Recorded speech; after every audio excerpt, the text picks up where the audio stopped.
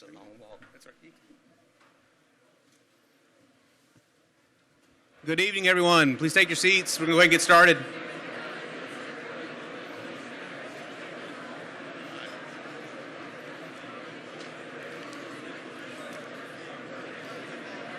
So welcome. Tonight's my honor to be standing up here in front of you to kick off the 51st Annual All Sorts Association Banquet. This is a year of work that's putting into this evening, and tonight we have a great one planned for you. We have some amazing award winners, some special guests that will cap off the night with a message from our keynote speaker, Mr. Bo Jackson. So without further ado, let's get this banquet started. To kick it off, I'd like to bring up our amateur award winner, Mr. Aaron Hale, to lead us in the Pledge of Allegiance.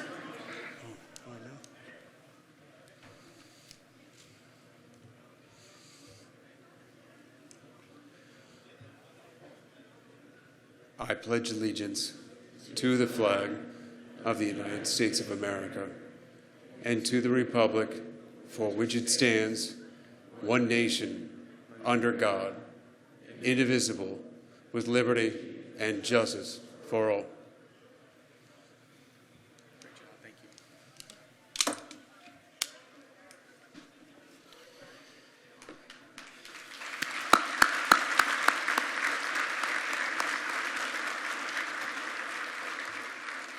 Next, I'd like to bring up Senior Airman Daniel Marks to sing our national anthem. Oh, say, can you see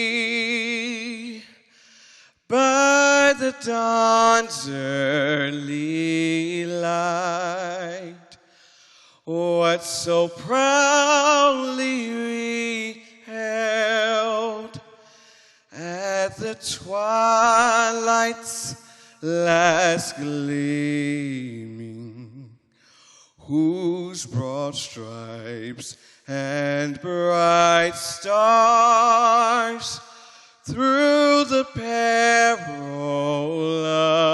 fight o'er the ramparts we watched were so gallantly streaming, and the rocket's red glare, the bombs bursting in air, gave proof through the night that our flag was still there.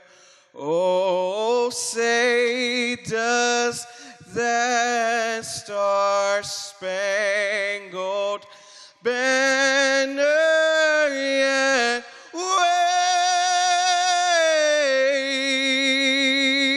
wave o'er the land of the free and the home of the brave.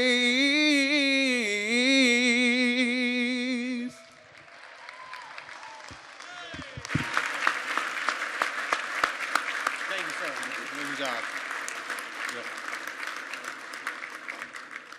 This is Pastor Wade Humphreys to give us our invocation. Let's pray.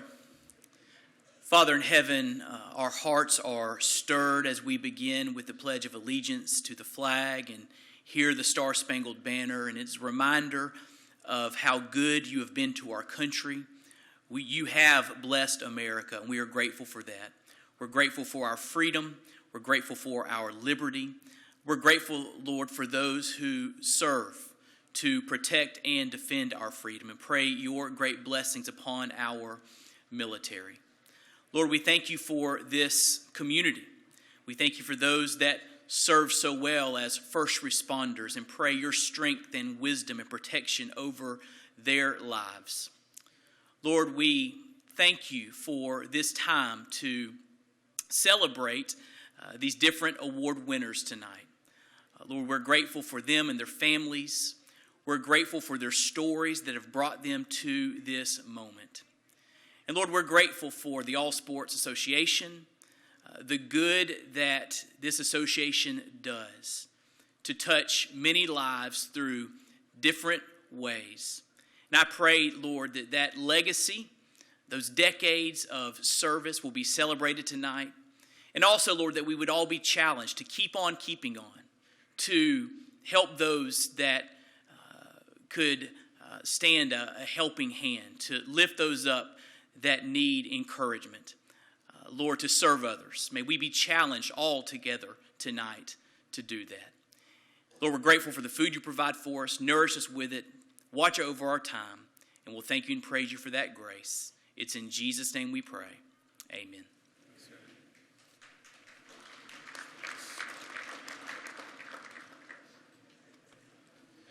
All right, guys, we're going to start eating dinner, and I'm going to introduce Ross LeBlanc, engineer of our auction.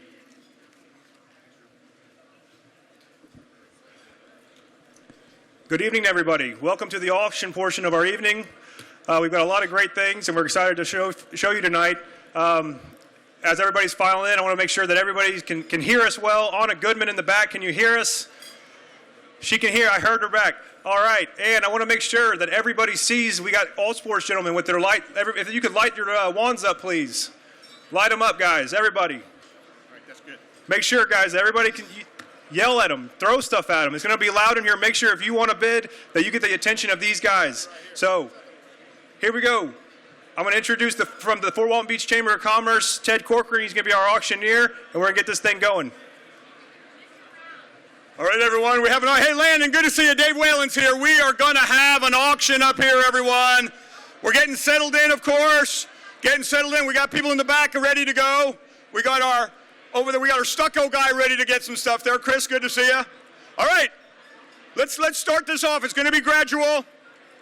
Can we have our music? Let's start our music here for our Auburn kickoff, baby. Cue it. Auburn music. Auburn music. Is going to drop back into the end zone and single safety. So I guess if this thing comes up short, he can field it and run it out. All right, here we go. And Chris Davis. Here we go. Watch this play here. Then we're cutting in. I can't miss this one. Look at the screen, everybody. Get ready, Auburn fans. He'll run it out to the Get ready, get ready, get ready. 15, 20. 25. All right, here we go. Watch out and listen at the same time. We got an Auburn University football helmet autographed by head coach Gus Malzahn and an Auburn University basketball autographed by head coach Bruce Pearl. Includes 4 tickets to the Auburn versus UMass football game on November 14th in Auburn, Alabama. If you can't understand what I'm saying, on your table's a white piece of paper. Pick it up now while you're having your salad. Pick it up now while you're having your salad so we know what the auction items are. First auction item here is, again, the Auburn University helmet and the basketball by Bruce Pearl. Starting the bidding off at $500 just to get it started. $500, all the money here going to this great cause, as you well know. $500. You have all eaten salads before, people. 500. There we go. 500 in the back. Now we're looking at 700. 500 in the back. Looking at 700. That's 500. We got 700. We got 5 in the back. 500, 500, 500, 500. Looking at 7. Looking at 7 again. Auburn fans. There's a picture of it right there. We got the basketball by Bruce Pearl. And there's 700 over there. Now we're looking at 8. Looking at 800. Looking at 800. Looking at 800. 800. There we go. Where's the lights? We got 7 over there. Where's 8? Where's 8? Oh, 8 over there. There we go. We got a big one. 800. Now we're looking at 1,000. Looking at 1,000. We got 800 over there. Looking at 1,000. Again, Auburn fans. Look at the boys down here. Look at Drew Roberts holding that up there. 800 over there. We're looking at 1,000. 800 over there. Looking at 1,000. We got the autographed helmet by Gus. We got the basketball by Bruce. We got $1,000. We got 800 over there. Looking at 1,000. 800 over there. 800, 800, 800, 800. Looking at $1,000, folks. Concentrate. You can eat and listen at the same time. It's allowed. It's absolutely allowed, and you've all had salad before, and if you've already eaten your salad, that means you're eating your cheesecake. That should be keeping you closed. 800 over there, 800 going once. Oh, we got 1,000 over here. Is that Ray McGovern? All right, Ray, we got $1,000. Looking at 1,200 now. Looking at 1,200. 11. We got 1,000 over there. Looking at 12. 12 over here. 12 over here. Looking at 14. 12 over here. Looking at 14. 12 over here. Looking at 14. Again, folks, all the proceeds benefiting all sports tonight. We got 1,200 over here. Looking at 14. 14 over here. Looking at 15. Looking at 15. Looking at 15. 15 over there. Now looking at 16. Looking at 16. 15 over here. 15 over here. 15 over here. Auburn. Gus. Bruce. Autograph stuff. 15 over here. 16 now. We're looking at 16. 2. Oh, we got 2. We got 2. Very good, Ray. Nice financial wizardry, my friend, in getting that going. 2,000 right there. We're looking at 2. We got 2 over here. We got 2. Looking at 2,100. 2 over here. 2 over here. 2 going once. 2 going twice. Don't let them beat you out. 2 going once. 2 going twice. Sold over there for $2,000 to the gentleman standing near Ray McGovern. All right, that's how it begins, folks. Pick up the piece of paper on your table. Don't make me come down there and get you, table 73, because I'm coming down. I'm coming down if you're not paying attention. You. There's a white paper on your table. Pick it up, follow along. We got music. Now, item number 2. Clemson has said they want to get back to running the football here today. That's Amari Rodgers in motion. They come out throwing. Oh, we got something autographed by that young man. There we have it, folks. Clemson University helmet autographed by Dabo Sweeney. And Clemson University football autographed by both Coach Sweeney and quarterback Trevor Lawrence. Includes 2 tickets to the Clemson at FSU game on October 10th, 2020 in Tallahassee. Helmet by Sweeney. Football autographed by both Dabo and Trevor. Starting the bidding over $1,000 for the Clemson fans. Let's see how proud we are, Clemson fans. Starting the bidding at $1,000. Starting at the bidding right over here. You see our fine gentleman over here. We got the helmet and we got the football. Starting the bidding at, we'll start the bidding at $500 just to get it going in case it's taking trouble getting around the room. $500 again, Clemson. Right there, we got that one. $500 right there. Looking at $700 now. Looking at $700. We got $500. $700 over there. Looking at $9. $700. Looking at $9. $700. Looking at $9. $700 over here. Looking at $9. Looking at $9. Looking at $9. $700 over here. Looking at $9. Again, Clemson. Coach Sweeney and the football by Trevor Lawrence. We're at $700 over there. Looking at $900. Looking at $900. Looking at $900 over here. $700. Is that 9 or is that still 7? 7, that's 7. All right, we got 7 over there. Looking at 9, looking at 9, looking at 9. Don't forget, folks, 2 tickets included in this for the October 10th game in Tallahassee. Dave Whalen, you should get this and bring your grandchild to this, wherever you are over there. We got 700 looking at 9, 700 looking at 9, 700, 700, 700. Where are the Clemson fans? Where have they gone? Have you not seen them in these national championship games? Have you given up on them already? Folks, can you believe it? Bo Jackson over here is shocked. Shocked that you're doing this. 700 over here, looking at 9. 700 looking at 9. 700, 700, 700. 700 going once. 700 going twice. Oh, hold on here. Oh, we almost gasped. Is that 9, Matt? Matt McGee right there, 900? 900, thank you, Matt. 900 right there, looking at 1,000. 1,000 over there. 1,000 over there, looking at 1,100 now. 1,000 over there, and looking at 1,100. 1,000 over there. Again, everything here, folks, benefiting the all sports. Some of it may be tax exempt if you have a really, really good accountant. If you have a really, really good accountant, they can write this off. Carr, Riggs, and Ingram's out there. They can write it off. Warren Averett, they'll try. So we're at 1,000, looking at 1,100, right, Matt? We're done. We're 1,000 over here. She was at 9? She was at 9. We got 1,000 over there. 1,000, that's 1,100. 1,100 right there. 1,100 again. Thank you, Clemson fans, for finishing your salad and getting in the game here tonight. So we're at 1,100 right now. We're looking at 12. We're 1,100 looking at 12. 1,100 looking at 12. Looking at 12. Looking at 12. Looking at 12. In the back, 12. Okay, there he is. Way over there, Mr. Patrick. Way over there. 1,200 over here. We got 12 in the back. Matt, lend her some money, will you? Lend her some money. You're made enough. 1,200 over here. Looking at 13. 1,200 over here. 1,200. 1,200. 1,200. Clemson football and helmet. 1,200 going once. 1,200 going twice. Sold over there to Larry Patrick, singing for $1,200. Go Clemson. Number 3, music. Charlie, get ready to do your Ed O impression here. Get the mic. Here we go, folks. Number 3. Maybe you've heard of this team. Maybe I'll do the music if we can't hear it directly. Who's this guy? Who's this guy that has autographed a football that you are going to win? You are going to win Joe's football, and I saw it, and I can actually identify his signature. There we go. And so what we have here, LSU fans, a helmet autographed by head coach Ed Orgeron. Can you do impersonation, Charlie? Go Tigers, go Tigers! And a football autograph by Heisman-winning quarterback Joe Burrow. LSU fans, national champions, I want the bidding starting at $1,000 for this. You have waited a long time. 1,000 over there, 1,000 over there, looking at 1,200, looking at 1,200, 1,000 over there, looking at 1,200, 1,200 right here, 1,200 right here, looking at 14, 1,200 looking at 14, 14 over here, looking at 15, 14 looking at 15, 15 right here, looking at 17, 15 right there, looking at 17. Jason, is that 17? 17, 17, so we have 15 over here, is that 17? 17. Yes, we got 18, 18 in the back, looking at 2, 18 in the back, looking at 2, 18 in the back, 18 right there, we're looking at 2, 18 in the back, we're looking at 2. Folks, LSU, they did really well this year. They really did well. 2,000 right there, 2,000 over here, 2,000 over here, looking at 2,200.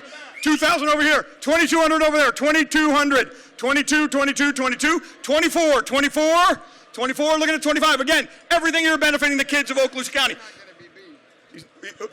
We're 24, we're 25 right there, 25 right there, looking at 27 now, 25, 27, what is it? What do you say? Oh, 26, 26, I'm sorry, 26, 26, we're looking at more, 26, we're looking at 27, 27 in the back, 26, 26, 26, 27, 27, looking at 29 now, looking at 29, 29, 28, yes, of course, just throw out any number you want. Any number you want, it's fine, and if you want to add change to it, we'll take that too. 2,800, looking at 3. Is that 3? We're looking at 20. We're looking at 3. 3 in the back there. 3. We're looking at 30. What do you got now? 31, 25, 15. We got 3,000 in the back. 3,000 in the back again. We got the autographed football. We got the autographed helmet, and we're at 3. All the benefits are here. Tax deductible if you have a really good accountant. 3,000 in the back. 3,000 in the back. 3,000 in the back. 3,000 going once. Oh, 31, 31, 31, 31. Looking at 32 now. Looking at 32. Looking at 32. Looking at 32. Don't forget, you can borrow from people at your table. 32, 32, 32, looking at 33 now. 32 right there. 32, looking at 33. If you don't have the money, 33, 33 right there. Who is that? Is that Nathan Kelly over there? 33 over here, 33. We need 33, we got 34. Don't let him beat you in the back. 34, 34, 34. Now we're looking at 35, 35. You kind of get a feel for this. We're going in increments of 100. 35, 35 again. LSU won the national championship, 15-0, first team ever. We're at 36 now, looking at 37, 36, looking at 37, 37, 37, 37, very good again, benefiting hearing, 38, 38, 38, oh, we got 4, 4,000 right there, we got 4 right there, well done, thank goodness you have 4 fingers on your hand, well, good use of that, 42.50, yes, good use of the non-rounding, I'm very proud of you for that, I was so tired of rounding it to the hundreds, 42.50, 42.50, well done, 42.50, 42.50, 42.50, 42.50 going once, 42.50 going twice. Don't let them beat you in the back. She's going to cry the whole way home. 42.50 going once, 42.50 going twice. Sold over there for 42.50. Go LSU. Well done. Here we go. Number 4. Are there any Gator fans in the house today? Any Gator fans? Is that Nathan Kelly over there? Nathan Kelly in the house.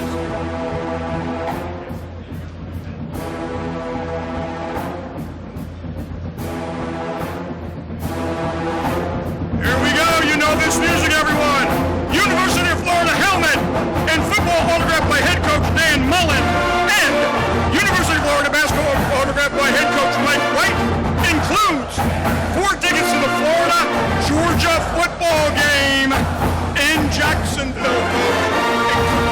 Okay, we got it. Thank you. We got the helmet. We got the football. We got the basketball. And we got 4 tickets to the cocktail party there, Florida versus Georgia, Halloween night in Jacksonville, Florida. Bidding at $1,000, Gator fans. Start the bidding at $1,000 for this combination of fun. $1,000. Way down there, $1,000 over there. Thank you very kindly. Look at 12, look at 12, look at 12. 15, we got 15. Who is that? We got 15. Who's that over there again? What's his name? Shane, yeah. Shane, we got 15. Shane, we got 15 from the Syracuse guy. 15, we got 15, looking at 17. 15 over here. 17, looking at 19, looking at 19. 17, looking at 19 again.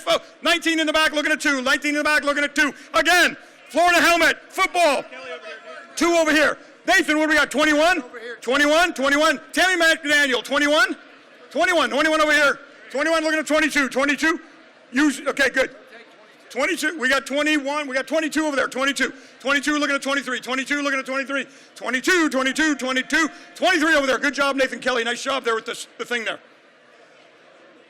23, we got 23, we're looking at 24, 23, 23, 23, 23, 23, 23 going once. 23, Gator fans, she is going to get a deal here tonight for this great souvenir. 4 tickets to the game. 4 tickets to the game. We got more. You got more. 24? Is that Brian Haugen? It's Brian Haugen, everyone. Oh, my gosh. Stop, everyone, and look over there. Brian Haugen. Is he at 24, Nathan? Is he 24? 24, 24, 24, Mr. Haugen. Looking at 25, 24, looking at Mr. 24, 24, 24, 24, 24. 24 going once. 24 going twice, looking for 25. 24, 24, 24. Sold over there to Brian Haugen for 2,400. Well done. We will hear from Brian in a little bit here in the proceedings, my friend. Well done. Number 5, FSU.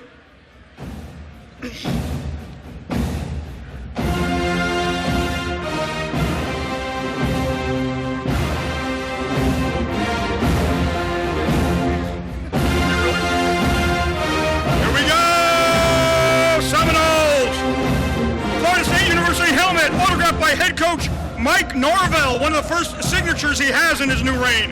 Basketball autographed by head coach Leonard Hamilton, and FSU jersey autographed by recently retired head coach Mike Martin. Look at that right over there. Is he here? Mike Martin's here? Where is he?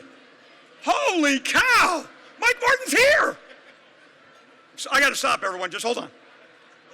We are honored. I did not know that. You never know what's going to, Lee, you never know what's going to happen. Mike Martin, he's right there. So he can vouch that it's official signature of Mike Martin right there. Includes 2 tickets to the FSU versus Clemson game on October 10th, folks. Helmet by Mike Norvell. Basketball by head coach Leonard Hamilton. And the jersey signed by the one and only Mike Martin right over here. 2 tickets to FSU. Starting at $1,000. Do not embarrass us in front of Mike Martin. Do not. Embarrass us, Okaloosa County. Everybody, Coach Martin has also agreed to throw 4 tickets to a baseball game this coming season. You guys got to work the timing out, but he's 4 tickets. He'll take you to the game. He'll give you a tour of the stadium. He's throwing that in tonight, too. Thank you, Coach Martin. You heard that, folks. 4 tickets to the game. We're got $1,000 right there. $1,000 over there for SSU. What, do I say 2? Does that mean 2,000? Or is he just giving us a peace sign? We got 1,000 somewhere over there. We're looking at 1,200. Looking at 1,200. Got 1,000. Looking at 1,200. Jason, is that 1,200? 1,200. What do we got over there? Nathan, what do we got? 1,400? 1,400, Tammy McDaniel, Tammy Sherney's. If you need a trip, go to Tammy's Jamboree. 1,400, looking at 15, looking at 15, looking at 15, looking at 15 over here. 15, looking at 16. Looking at 16, Jason, we got 16, looking at 17. Oh, we got a 17 over there, looking at 2,000. I want to jump to 2,000. I'm tired of spitting it. 2,000 over there. Nathan, 2,000, 2,000. Oh. Larry, we got 2? We got 2 over there. We got 2 over there. FSU folks again. We got the football. We got the basketball. We got the baseball. You got tickets to the game. You can pitch. Mike Martin said he's going to have you pitch at the game. What are we? We're at 2? 20. We got 2. 21. 21. 21. 21. 21. We're looking at 22. 21. Looking at 22. 21. 21. 21. 21. 22 right here. 24. We need 24. Larry, we need 24 over there. We got 22 right here. We're looking at 24. Again. We got that 22, we got 22, we're looking above 22, we're looking at 24, 24, 24, 22 right here. You got the helmet, you got the basketball, you got the jersey by Mike Martin, you got tickets to the game. And so, is that 24? Nate, 22? Jason Clark, 22? Thank you very kindly. Thanks for being so quiet and debonair about it, sir. 22. 22 right there, looking at 23, 22, looking at 23, 22, 23 over there, Larry Patrick, 23, 23, looking at 24, looking at 24, looking at 24. Looking at 24, folks. 24, 24, 24. We got 23, 23, 23, 23. 23 going once. 23 going twice. Sold over there for 23, Larry Patrick. Congratulations there. FSU fans, Mike Martin, very happy to have you here, sir. Hey, will you go down and cut his dessert or something? Get him some. All right, folks, we got an add-on. Are there any Bama fans still around, or did you give up? If they don't win every time, I'm done with Saban, they say. Well, we're not done here, people. Put the music on. We are not done here with our Alabama fans. Came in January to the Crimson Tide, tabbed as the next Marcus Mariota. How about that? What is that? Is that Nick doing a press conference or something? Anyway, you know the Alabama music. We were supposed to have it playing right here, so here's what we got. University of Alabama helmet, autographed by head coach Nick Saban. And a University of Alabama football autographed by quarterback. How do you say his last name? Say that on the mic. Tagovailoa. You know what it is, the quarterback. Last minute edition, folks. Alabama fans. Gene Barker, do you hear me? Gene Barker. pay attention. Gene Barker, pay attention. We got an auction going on. You can chat with him later. We got an auction going on here. Alabama stuff. Nick Saban autographed helmet and the football autographed by that guy, the quarterback. Here we go. Alabama fans, starting bidding over 1,000. Starting bidding at 1,000. Alabama fans. Let's see how quickly they give up if they don't win the national championship. Let's see how quickly you give up. Nick Saban was here a couple of years ago. He's fantastic. How about we start the bidding off at $500? We got 1,000. We got 1,000. Or our friend Miss Henley got it. Ford Henley got that. Okay. There he is. Now we're at 1,000. $1,000 right there. $1,100. $1,000 over here. Ford Henley. $1,100. Nathan Kelly. Stop talking to him. We got another bid right next to you. $1,100 there. $1,100. Alabama fan waking up. Is that Cat Smith? Is that Cat Smith? $1,100. Look at a 12. Look at a 12. Look at a 12. $1,100. Look at this. 2 years ago, everyone in here was wearing the crimson. Today, they're wearing crimson socks only. We got 1,100, right, Nathan? We got 1,100. 1,100 again. Nick Saban. Do you remember who that is, everyone? Do you remember the quarterback who was going to play pro and be fantastic, and we're at $1,100? Stopped at $1,100. Hey, you're an Alabama fan. Jason Clark, you bid on it. No, look at that. Fair weather people. 1,100. 1,100. Now he said, now the fair weather fan, Alabama. So we got 1,200. Shane O'Dell, what do we got? 14. Is that 14? 1,400, 14, we're looking at 15 now. 1,400 right there, we're looking at 15. Is that 15? Or is that 15 over there? 15 looking at 16, 15 looking at 16, 15 looking at 16. 16 right there, 16 right there. Now we're looking at 17, 15 looking at, we got what, we got 16? 16, we got 16, 17, 17. Will you keep the thing up in the air? You look like E.T. for crying out loud. 17, we're looking at 18. 17, we're looking at 18. 17, 18. Now we're looking at 2. Now we're looking at 2. Again, everything here tax deductible if you have a good accountant and benefiting the people. 18 right there, we're looking at 19. 18 right there, we're looking at 19. 18 going once. You're going to give it, you on the way home, you were going to kick yourself and said, dang, I should not have Starbucks next week. I could have got it. 18 going once. 18 going twice. Sold for $1,800 out there to the true Crimson Tide fan. Well done, my friend. Get a tattoo on the way home today to show your pride. Coming up now. We ready, John? Yes. Oh, now, folks, look on your sheet. Look what number 6 is, and look who's in the building with us today. Is there any music or anything? Is there any music associated with this? Folks, there he is. He is in our building today, folks. One of the greatest athletes of all time, number 34, is right over there eating his dinner. Look at him. He's eating his dinner just like we do. I can't believe it. Well, we can't run a football like he can. Is that Kevin Green? It's Kevin Green. Holy crap, Kevin Green is here. If you move a photo up. Oh my gosh. Number 6, Auburn University baseball jersey and Auburn University football jersey, both autographed by Bo Jackson, and whoever gets it gets their photo taken with him. And Kevin Green's going to join you too because he's just a good guy. And he's going to bring Terrell with him, and she's going to sing a song.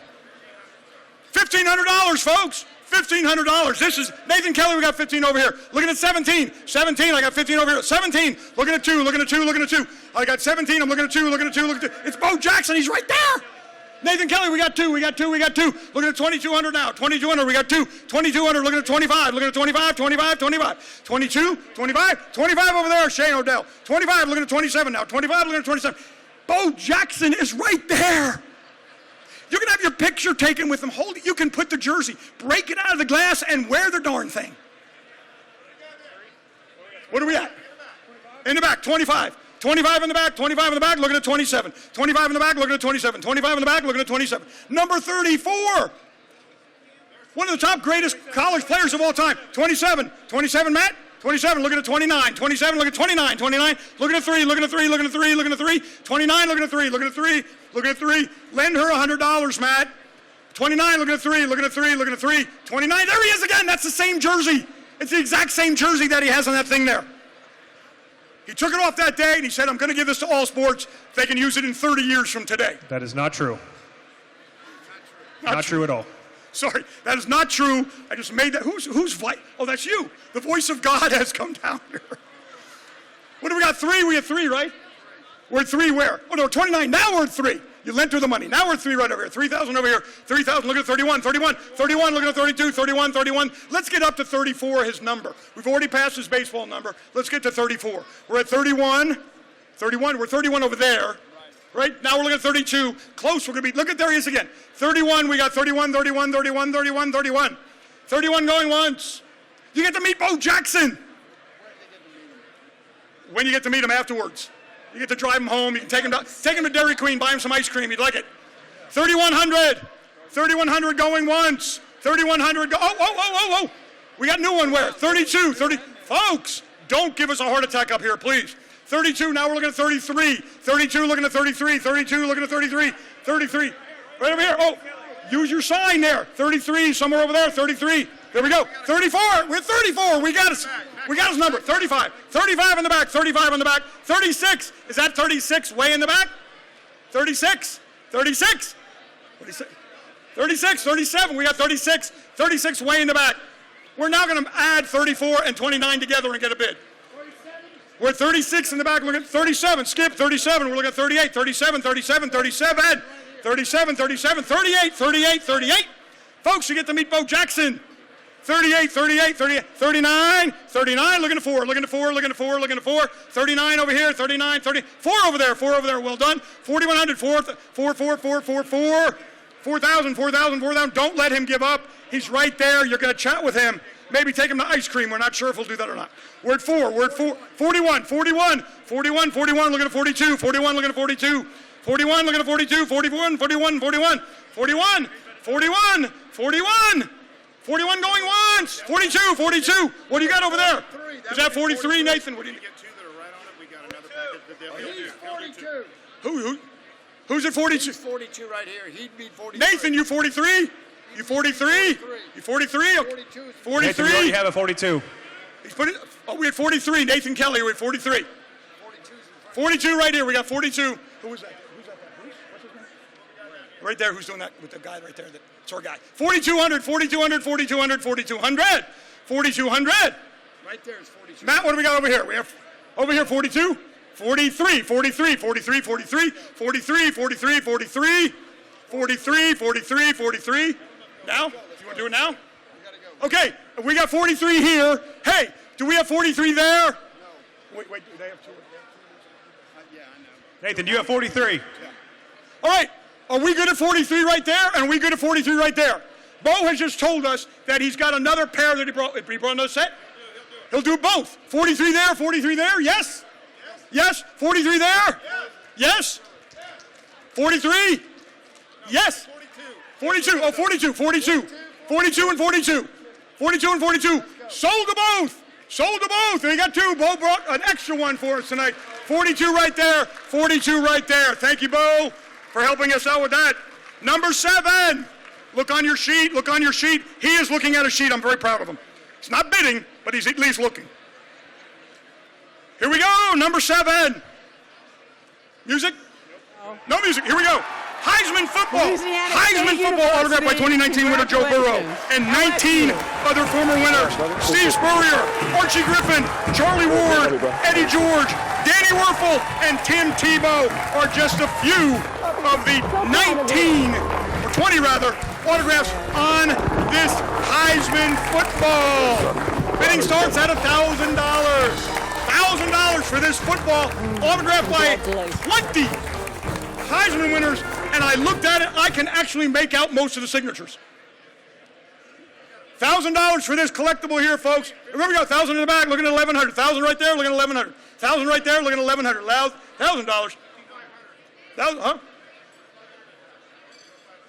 Okay, got it.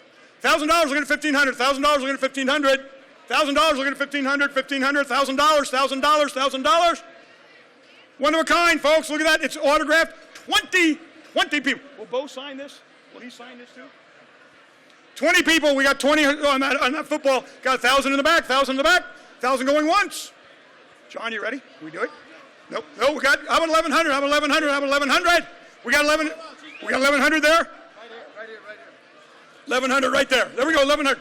We got 1,100. Now we got 12. Now we got 13. Shane, we got 13. It's just taking a while for it to get out there, I guess. Feel free to raise your hand and yell if we don't get you folks. 13. Shane Odell's at 13. We're looking at 14. Looking at 15. Looking at 15. Looking at 16 now. 15. Looking at 16. 15. 16 right there. Looking at 17. 16. Looking at 17 in the back. Now looking at 8. 17 in the back. Looking at 8. 17 in the back. Looking at 8. 17 in the back. 17 in the back. 17 in the back. 20 Heisman, folks. Right. Matt McGee. Nice. What are you at? 19? 18. 18? 18. He's at 18. We're looking at 2,000. Looking at 2. Shane, 2. Shane Odell, we got 2. 22 in the back. 22. Looking at 24 now. 22, looking at 24. 22, looking at 24. 22, looking at 24. 22 in the back. 22 going once. 22 going twice. Are you at 22? You got another one or the same one? Your same one. 22 going once. 22 going twice. Sold back there for 22. Congratulations. What a great souvenir that is for you. Here we go. 2 tickets to the ESPN College Football Awards early 2020 in Atlanta at the College Football Hall of Fame. 2 tickets, ESPN College Football Awards show in December. Bidding starts at $1,000. $1,000, folks, 2 tickets. This unbelievable opportunity to go to this. $1,000, 2 tickets, ESPN College Football Awards, December in Atlanta. Invitation only. You can't buy these except for here. Larry, you got 1,000? We got 1,000 over there. We're looking at 1,200. We got 1,000 over there. Looking at 1,200. 1,000 over there. Looking at 1,200. 1,000 over there. 1,000 over there. 1,000 over there. 1,000 over there. Looking at 1,200. 1,000. Again, 2 tickets. You can't buy these anywhere except for here. Writing it off as a business expense and having a great time and benefiting our community.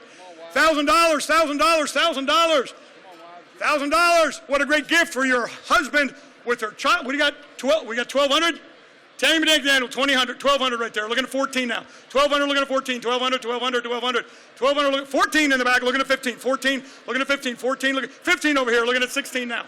14, looking at 16. 14, 15, 16, 17, looking at 18. 17, looking at 18. 17. 2 ticket. 18 in the back, looking at 2. 18 in the back, looking at 2. 18 in the back, looking at 2. 18 in the back. 18 going once. 18 going twice. Hold on, hold on, there's more. Folks, you've got to be quick on this. Nathan, stop. There we go. Is that 2? 2,000. 2,000 right there. 2,000. Look at 20, 2,000. 2,000. Look at 22. Look at 22. Look at 22. 2,000. 22. 22. Looking at 24. 22. Looking at 24. 22. Looking at 24. 22. Looking at 24. 22. Don't wait. 22 going once. 22 going twice. 24, 25, 24. Don't wait, folks. We got to speed this up. 24 going once. 24 going twice. Sold for $2,400 right over there. Congratulations on that. One of a kind. We're back to Bo, everyone. Kansas City Royals baseball jersey autographed by Bo Jackson. Oakland Raiders football jersey autographed by Bo Jackson includes the infamous black and blue poster autographed by Bo Jackson. There they are. This is and you get to meet Bo.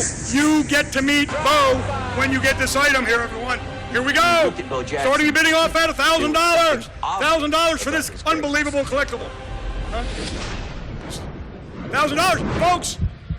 Bo is right over there. He's right. $1,000. Looking at 12. $1,000. Looking at 12. There we go. 71. 1,200. Looking at 14. 1,200. Looking at 14. 1,200. Looking at 14. 1,200. Looking at 14. 1,200. 14 over there. Looking at 16 now. Looking at 16. We got 14. Looking at 16 again. The 2 jerseys, and you get to meet Bo. We got 1,600. Look at way over there. Oh my God. What are we at? Is that 17? 17. Yes, it is 17. 2,000. We're looking at 2,000 again. Nathan, yes. 17 over there. Looking at 2.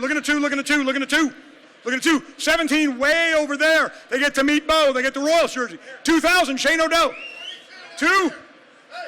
What? 2.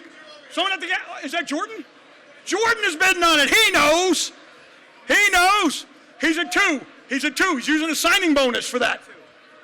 2,000, Jordan, right up here in the head table, baby. 2,000. 22, 22, 22, 21. 21, 21, 21. Got 22 now. Got 22. He's got 22 on him. Okay, we're looking at 24. We're looking at 24.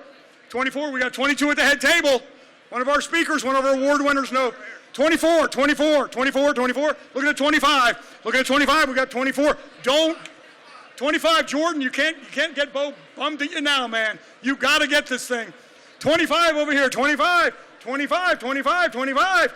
25 going once. 26, what do we got? Shane O'Dell, 26. 26, looking at 27. 26, looking at 27. 26, looking at 27. 26, 26. 27, 27, 27. 27, 27, 27. 27 going once. 28, 28, looking at 3. 28, looking at 3. We got 28, looking at 3. Looking at 3, looking at 3, looking at 3. 28 over here. 28, Jordan, Boat. Oh, we got 3 here. We got 3 here. We got 3 there. I need 32. I got 3 on both sides. I need 32. I need 32. I need 32 now. I need 32. 32, 32, 32. We got 3. We got 3. You get to meet Bo. You got his uniform. 32, 32, 30. 31, 31, 31, looking at 32, 31, looking at 32, 31, 31, 31, looking at 32, 31, looking at 32, 31, looking at 32, 31 going once, 31 going twice. Oh, hold on. 32, 32, looking at 33 now, 33, 33, we got 32, 32, 32, 32. Man, is Bo going to kick your ass if you don't get this? He's running down the middle of this. 32 out there, we're looking at 33, 32. Mark, how you doing? Mark, how's he doing? You doing all right? You comfortable? You good? Just want to make sure. If you need anything, just call me. I'll bring it down to you. 33 over here. We got 33. We need 34. 33. We got to need 34. Shane, you got 33, right? 32. 32. 32. 32 going once. 32 going twice. Charlie. 33. 33. 34. 34. You're 34 now because we got 33. You're 34. 34. 34. 35. 35. Folks. 34 in honor of his number right there. Now we're looking at 35. We got 34. 34 over there. 34 over there. 35. 35. 35. 36. 36, folks. 35 going once. We got to get this going. 35 going twice. Sold for 35 right out there to Shane O'Dell's people. Congratulations. Number 10, an Alice Beach day vacation. Alice Beach is this great resort on 30A, everybody. Enjoy a 3-night, 4-day stay in one of Alice Beach's beautifully furnished 4-bedroom homes. Includes a private dining experience for 8 people by the one and only Olin Holston from Market 21 Catering. Olin Holston, the caterer to the stars, is included and includes wine provided by the Jackson family. Starting the bidding off at $1,000. Starting the bidding at $1,000 for this. 1,000 right here, looking at 1,500. 1,000 looking at 1,500. Case of wine. We got 2,000 right over here for the doctor. We got the doctor over here. 2,000. We're looking at 2,500. It's a case of wine. You got the dinner for 8 by Olin Holston, Market 21, and the 3-night stay in a 4-bedroom condo. We're at 2,000 over here, looking at 25. 25. Ray, you were 25. 20. What's he at? 25. 25. Way in the back. Way in the back is that 3? That's 3 because we're going in increments of 5. So we had 2,000. We got 25. We got 3. Looking at 35 now. Looking at 30. We got 3 in the back. 3 in the back. Looking at 35. 35. 35. 3 in the back. 3 in the back again. 3-night stay. 4-bedroom. You got the case of wine and you got the dinner for 8. 3,000. 3,000. 3,000. 35. 35. 35. 35. 35. Looking at 4. 35. Looking at 4. Way in the back. 4. 4 right there. We got 4 flashing. 4 right there. Looking at 4,500. 4. Looking at 4. 45. 45. Is that 5? Nathan, is that 5? 4. We got 4 there. We're at 45. We're at 5. We got 45 over there. We got 5 now. We need 5 for this great cause. 45 over here. 5 way over there, Larry Patrick. We got 5. We got 5 over there. 5, 5, 5, 5, 5. 3-night stay. 4-bedroom. Dinner for 8. And the case of wine, we're 5,000 over there. 5,000, Larry. 5,000 going once. 5,000 going twice. Sold over there for $5,000. Well done, Larry Patrick, for calling them out. We like Larry. He's Doing good. 1-year membership to the Legendary Boating Club. Ross, will you say what's in this? 1-year membership to the Legendary Boating Club. Initiation fee and a 12-month membership dues paid in full. Tell us what this includes. Guys, I wanted me to mention that the fee is waived forever. So now, if you want to renew this the next year, you only pay the smaller amount. Here we go. 1-year membership starting at $5,000. Starting at $5,000, we got someone out there. $5,000, folks. This is a 1-year membership to the Legendary Boat Club. You can do anything you want there. Pick any boat you want, just take it out for a spin. 5,000 somewhere. 5,000 chain. We got 5,000 right there. Looking at 5,500. 5,000 looking at 5,500. 5,000 right here. 5,000, 5,000, 5,000. 5,000 Shane O'Dell. 5,000 again. This is a retail value of $12,000, and we got it for $5,000 right here. 5,500, 5,500, 5,000, 5,000, 55. Way out there. 5,500. 55. Thank you. We got 5 there. It's got to be 5,500. 55. 55. Fred, is that 55? I don't know. 55, 55. Oh, you finally woke up. Joyce, hooray, it's so good to see you. 55 right there. 55 for the boating club. 55, we're looking at 6, 55. 55, the Serenas have come here today, folks, to bid on this great thing. 55 right here, looking at 6, 55, 55. 6 over here, 6. 6 over there, looking at 6,500. 6 over there, looking at 6,500. 6 over there, looking at 6,500, 6,500, 6,500. Take all your friends. Take all your friends. Come on, will you treat her? 65, 65 right there. 65, looking at 7, 65, looking at 7, 65, 65, 65. 65, go, oh, 7 over there, 7. Got 7, looking at 7,500. 7, looking at 7,500. There's the boat. That could be you. That could be you on the screen. And for them, we're at 7,000. We're at 7? 7, yeah. 7,000 we got, we're looking at 7,500. 7,000 looking at 7,500. 7,000 looking at 7,500. 7,000, 7,000. Pool your money. Pool your money over there. 7,000 going once. 7,000 going twice. She is going to be really mad at you. 7,500. 7,500. I was just going to say, man, that ride home is going to be harsh. But not now, it's not. 7,500, the Serenas have woke up. They're ready to go out boating for a year. 7,500, 7,500 here. 7,500 going once. 7,500 going twice. Oh, Shane O'Dell coming in with 8. Coming in with 8. Coming in with 8 right there. Looking at 8,500. Coming in with 8. We got 8. Looking at 8,500. 8,000, 8,000, 8,000. 8,000 going once. 8,000 going twice. Oh, 85, 85, 85. That ride home just keeps going up and down right here for them. Going back to Niceville. We're at 85. We're at 85. 85, 85 going once. 85 going twice. Oh, no.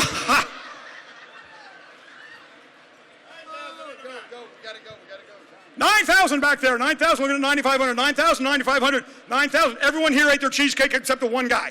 Everyone else cleaned their plates except for him. 9,000 looking at 9,500. 9,000, 9,000, 9,000. 9,000 going once. 9,000 going twice. Sold for $9,000, Shane O'Dell. 9. Well done. Number 12, folks. Auburn University helmet autographed by Heisman Trophy winners Pat Sullivan, Cam Newton, and Bo Jackson. Starting the bidding off at $2,000, folks. This is unbelievable. Unbelievable here. Auburn fans. On that run for Bo Jackson. Here's the 53-yard touchdown run again. You saw Pat Middleton Sullivan. just clear your screen to the right. Cam Newton. He's double teaming with Parks up Bo on Jackson. top. Good Here we block go. by Wallace. One of the last and AG, signatures and now Pat the rest Sullivan is ever Bo did. Jackson. One of the last signatures. Here we go, everyone. Last signature by Pat Sullivan, Cam Newton, Bo Jackson. Bidding at $2,000. $2,000 just to get it started again for this incredible collectible. I got 2,000 right here. We got 2,000. 2,000 looking at 2,500. 2,000 looking at 2,500. 25, 25. What's that? Oh, winner gets to meet Bo Jackson, too. Nathan, the winner gets to meet Bo Jackson. 25, 25 right there. 25, we're looking at 3. Matt, you got 3. We got 3, we got 3. We're looking at 35. Get to meet Bo. 3,000 over here, looking at 5. 35, 35. 3,000 looking at 35. 30,000. 3,000, 3,000. 3,000, 3,000, 3,000, 3,000. 3,000, folks. We only got one more item after this. If you haven't had a chance to participate, this is the time. 3,000 right here going once. 3,000. Oh, 35, 35. You get to meet Bo Jackson. 3,500, looking at 4. Way in the back, we got 35. What do you got? Is that 4? What do we got? We got 35. Is that 4? Is that Larry Hips? 4. Got 4 right there. We got 4 looking at 4,500. We got 4 over here looking at 4,500. 4 looking at, is that 45? Is that 45? 45 right here. Skip, we got 45. 45 looking at 5. 45 looking at 5. 45. 45, 45, 45. 45, we got 5 over here. Got 5 looking at 5,500. 5 over here looking at 5,500. 5. Cam, Pat Sullivan, and Bo Jackson, and you get to meet Bo. And we're at 5 right here. We got 5 right here looking at 55. We got 55, 55, 52, 52, 52. We got 52 here again. Throw it any number you'd like. It's fine, just so it's above the last one. 52 right there looking at 53. 54, 54, 54, looking at 55 now. 54, 54, 54, 55, 55, 55, 56, 56, 56, 56, 56. Now we're looking at 58. We're looking at 58, 56, looking at 58, 56, 58. Trying. Don Anchors is telling her to hurry up. 56, 58, right here. 57, 57, 57, 57, 57. 6, is that 6? 58, 58, 58, looking at 59. 59, look at 6, 59, 59, give me 6, give me 6, give me 6, give me 6, we got 6, give me 61, what do you got, 61, 61, give me 62, 61, give me 62, give me 1, you get to see Bo, you get to talk to him, name your child after him if you want, 62, 62, looking at 63, 62, 63, we got 62 over there, need 63, 62, 62, 62, 63, we got 63, 63, 64, 65, 65, 65, 65, 65, 66, 66, we got 65, 65, 65, 65 going once, 66, 65, we got 65 over there, got 65, we need something higher than that, 65, 66, 7,000, there we go, 7,000, 7,000, you get to meet Bo, 7,000, we got 7, we got 7, we got 7, 71, 77, 7,000, 7,000, 7,000, 7,000 going once, 7,000 going twice, what? Oh, 71, 71, 71, 71, 72, 72, now we're looking at 74, 74, 74, 74, 74, we got 72, 72, 72, looking at 74, 70, don't give up now, don't give up now, 72, what do we got, 73, 73, 73, 73, 75, I need 75, 70, 75, 75, 75, 75, looking at 76, 76, trombones at the big parade, 76, 76, 77, we got 76, we need 77, 76, 77, 76, 76, 76, 76, 76 going once, 76 going, holy cow, Roy Jones is here, 77, 77 over there, 77, Roy Jones Jr.'s right there, when did he get in? When did he come in? I didn't see him. 77 over here, we're looking at 78, 77, 77, 77, 77 going once, 77 going twice, oh, whoa, what? Oh, are you good at 76? Okay, are you good at 76? He's at 76. I just found out that there's 2 of these. Bro, so we got 76 over there, and we got 76 right there. Yes? Yes on 76? Yes on 76? Yep, they're good. Yes, we're good. We're good. 76. Hold on. Or we'll sell it to them. I got it. 76 over there. No, he doesn't want it now. This guy. We got it. I got 76 over there. 76! Sold them both for 7,600 right there. Over there and over there. Thank you, Bo Jackson, for that. Last one, folks. Last one. Read this with me. 2 tickets to the National Football Foundation's awards dinner on December 8th in New York City. It's a black tie event and inducts the 2020 College Football Hall of Fame and awards the William V. Campbell Trophy. There's an example of it right there. Includes 3 nights at the Sheraton Times Square, 2 tickets to a show, a shopping spree for $1,000, and dinner at Bobby Vans. It does not include airfare, does not include ground transportation. So you got to get there, fly Allegiant, rent a cab, and get there for this great event. Folks, this is unbelievable. Bidding starts at $5,000. $5,000. This is a once-in-a-lifetime opportunity. New York City, attending the show, hotel, Broadway plays, $1,000 shopping spree, and dinner at Bobby Vans, hosted by Herff Jones. Starting bidding over 5,000, 5,000, 5,000, 5,000, 5,000, everyone. This is an unbelievable experience. And again, can be tax deductible if you get a good, really, really good tax. Charlie, tell us about it. This is the National Football Foundation's awards. This is the College Football Hall of Fame inductees for 2020 will be at this event. You cannot buy a ticket for this event. Trust me, this is an amazing, amazing time. Here we go. You heard it there, folks. $5,000 to get it started, $5,000. This is a once-in-a-lifetime opportunity, only available here Go 4,000. at the Allsports Bank. Starting at $4,000, then we're going to cut you a deal. Starting at $4,000 just to get it started, folks. This is amazing. The last item, right there, we got 4 right there, looking at 5. That's good, well done. 4,000, looking at 5, 4,000, looking at 5. 4,000, looking at 5, 4,000, looking at 5. We got 4 right there, we got 4 right there. 4 right there, need 5, need 5, need 5. Got 4 right there, got 4 right there. 4,000, 4,000, 4,000. Where? Wait, got 5, is that 5? Got 5 in the back, 5 in the back, 5 in the back, very good, 5 in that. Now we're looking at 6, 5 in the back, 5 in the back, 5 in the back. Again, once in a lifetime opportunity, folks. New York City, lodging, so on and so forth. 5,000 in the back, 5,000, 5,000, 5,000. 5,000, 5,000. Go. Okay, is that 6?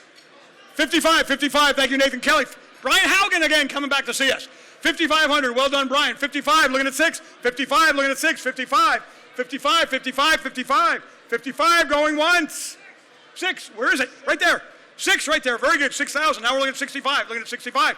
6,000 right there, we got 65. 6,000, 6,000, 6,000. 6,000, 6,000, 6,000, 6,000 going once. 6,000 going twice. Oh, whoa. Larry, come on now. 6,500, 6,500, looking at 7. 65, looking at 7. 65, 65, 65, looking at 7. Looking at 7, 65, 65, 65, 65, 65 going once.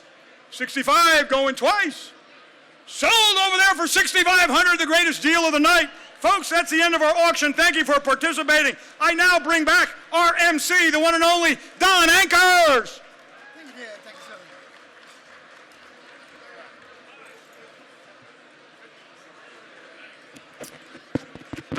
Okay, can I have your attention, please? What a great job by Ted Corcoran, Ross Lamont. How about a round of applause for our auctioneer?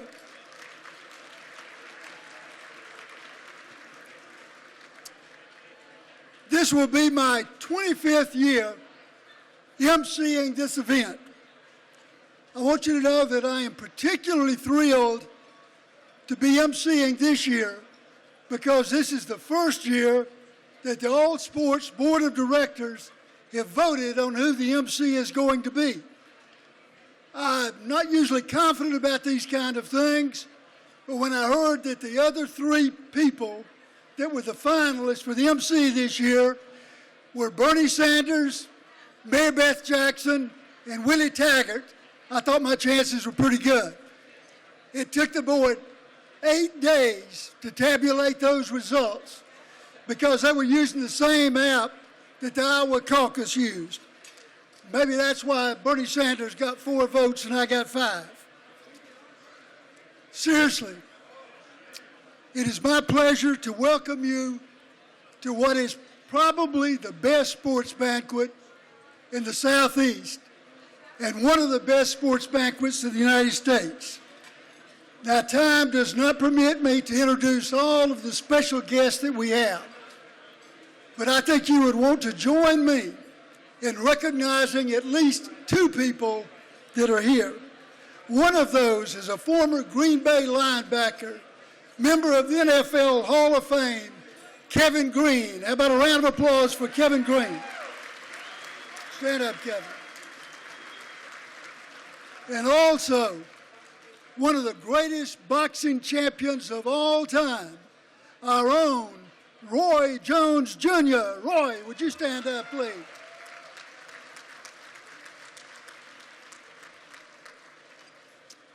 There are 3 other people that the Sports Association has asked that I also give special recognition to. Addie Strickland is this year's winner of the prestigious Taylor Hogan Award. Addie cannot be with us because she is participating in an athletic event, but also we would like to recognize the two most recent inductees into the All Sports Hall of Fame, Charlie McFarland and Tom Brazell. How about a round of applause for these three people and all that they've done?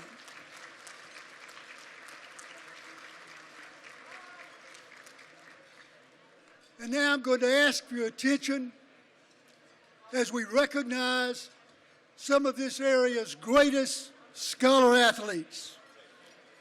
It's no secret that one of the highlights of this banquet every year is a recognition of the winner of the Special Olympics Award. If you come to know Patrick Rosser as I've come to know him, I think this year will be no exception. Patrick has been participating in Special Olympic events for more than 25 years. And the only problem that I expect from Patrick is taking the microphone away from him while he's giving his acceptance speech. You see, he has a special talent for speaking. He just completed the certified speaking training to be a fundraising volunteer for the Special Olympics and will be speaking to groups, Pensacola, Okaloosa, Walton counties. For the past 4 years, Patrick has been the leading fundraiser for the Special Olympics program in Okaloosa County. And that should not be surprising, since out of all the sports he participates in Special Olympics, the one he enjoys the most is cheerleading. As Patrick told me, cheerleading is where my dreams come true. The most poignant moment of my interview with Patrick came when he told me that if he had had one more ticket, instead of the 5 that were allotted to him, if he'd had one more ticket, he would have invited his good friend, Chase, who's also a member of the Special Olympics program. I will tell you, however, that he did invite his girlfriend, Reagan, who is with him tonight. So that tells me that Patrick likes Reagan more than he likes Chase. Don't make the mistake of asking him who his favorite teams or his favorite players are. I asked that question, and here's what he responded. The Redskins, the Ravens, the Panthers, the Dolphins, Ohio State, and Auburn. And he said among his favorite players were Cam Newton and Bo Jackson. When I noted the Auburn theme, he sheepishly pulled back his sleeve and showed me his special Auburn bracelet. And then he looked at me with a grin, and he said, when I came here for this interview, I would have worn my Auburn jersey, but I didn't know who you were for. So would you join me in welcoming Patrick Ross? Rosser. Patrick.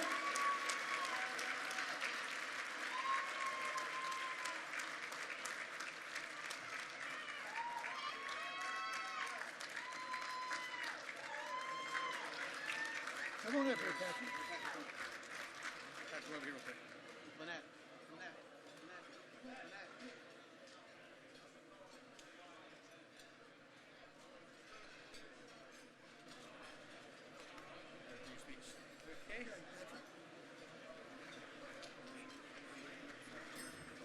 First of all, I want to thank God for giving me this opportunity. Special Olympics has made my dream come true. I would like to thank the All Sports Association for hosting this year's event and years in the past. I want to thank all my friends and family here to come out and support me, and want to give a shout out to my golf coach Butch, which is out in the audience.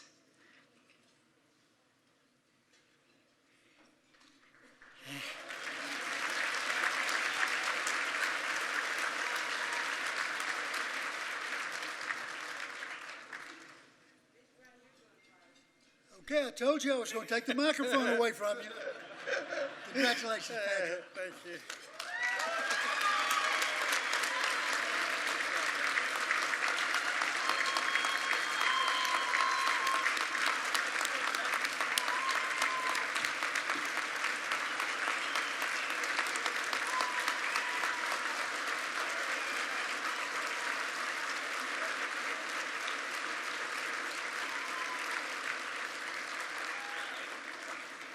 You know, we may not have a more athletically and academically impressive family in Northwest Florida than the Orcutt family.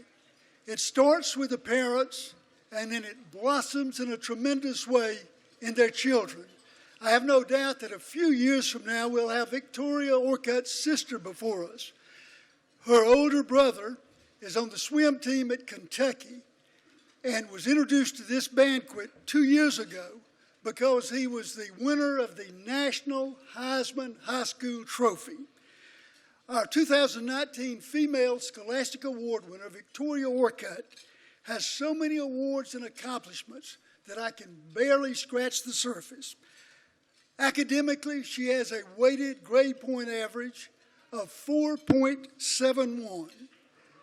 She will graduate summa cum laude in the top 1% of her class. She takes 7 advanced classes plus 2 online college courses. She will be pursuing a biomedical degree at the University of Kentucky as a prelude to entering law school. A typical day for Victoria Orcutt begins at 6 o'clock in the morning and ends at somewhere between 11 o'clock and midnight. She has received the Girl Scout Gold Award, which is the equivalent of an Eagle Scout. She's attended Girls State and received numerous other leadership awards. As for her athletic accomplishments, she was named the Northwest Daily News Swimmer of the Year. She has won medals in the state swim championship and in the state track championship. She has 15 varsity letters in soccer, swimming, cross country, and track. And she will be attending the University of Kentucky on a swimming scholarship. But I have to tell you that of all of Victoria's accomplishments, the one that impressed me most was her involvement in the pentathlon. I spent about 30 minutes questioning Victoria and her mother about this event. And all I can tell you is watch this summer the Summer Olympics because it is an exciting event. I wish I could have had the time to tell you about each of the events, but it starts out with fencing, followed by swimming, then running, and then shooting a pistol. When the contestants reach 19 years of age, then horseback riding is added to that event. Suffice it to say that Victoria Orcutt was one of 3 female members of the United States pentathlon team which participated in the Pan American Games in Mexico and the World Games in Portugal. A young lady for all seasons and for all the right reasons, our Female High School Scholastic Award winner, Victoria Orcutt. Victoria.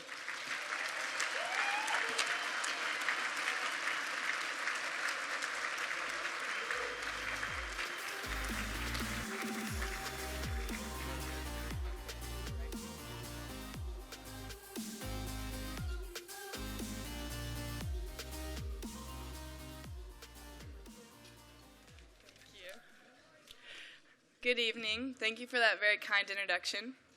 My name is Tori Orcutt, and when I was informed that I was selected as the female winner of the All Sports Association Scholar Athlete Award, I stood in shock listening to members of the board introduce me by listing many of my accomplishments. Ever since that announcement, I have wondered to myself which of those accomplishments would have been possible without the support or guidance of another individual. Most of them, a few. The answer to my question is really absolutely none of them. From the athletic perspective, I would not have achieved anywhere near the level of success I have without the expert guidance from all of my coaches. My swim coach, Brad Kale, who's here, never gave up on me despite a season-ending injury in this year in swimming. All my high school coaches as well furthered my athletic career while supporting my goals. In the classroom, I could not have reached the academic heights I did if it were not for all of my amazing teachers and counselors. They fostered my love for learning and helped me manage my very busy schedule. For the community service aspect, I would not have been able to become as involved or leave as big an impact if it were not for the support from my friends and adult mentors such as Dr. Dugan, Mr. Spolsky, and Ms. Fields. Now, when it comes to thanking those who played a key role in supporting my endeavors, I've left out a very crucial piece of that puzzle. If it were not for my parents and siblings, I would most definitely not be here tonight. The literal biological reasons are apparent. However, the intangible support and guidance from my family has molded me into the individual standing before you. Through all of these influential people, I have been able to grow as a student athlete, and I can never thank you enough. To my mom, dad, sisters, brothers, teachers, coaches, and mentors, I would just like to say thank you so much. And now I hope to be as transparent as the clear trophy before us that symbolizes the All Sports Award, so that when someone sees me holding it up, they can see through me and recognize the countless individuals who stood behind and with me, enabling me to pursue my dreams. And finally, I would like to sincerely thank the All Sports Association for all the work they do in our community to support student athletes. Thank you for this honor and for this amazing evening. Good night.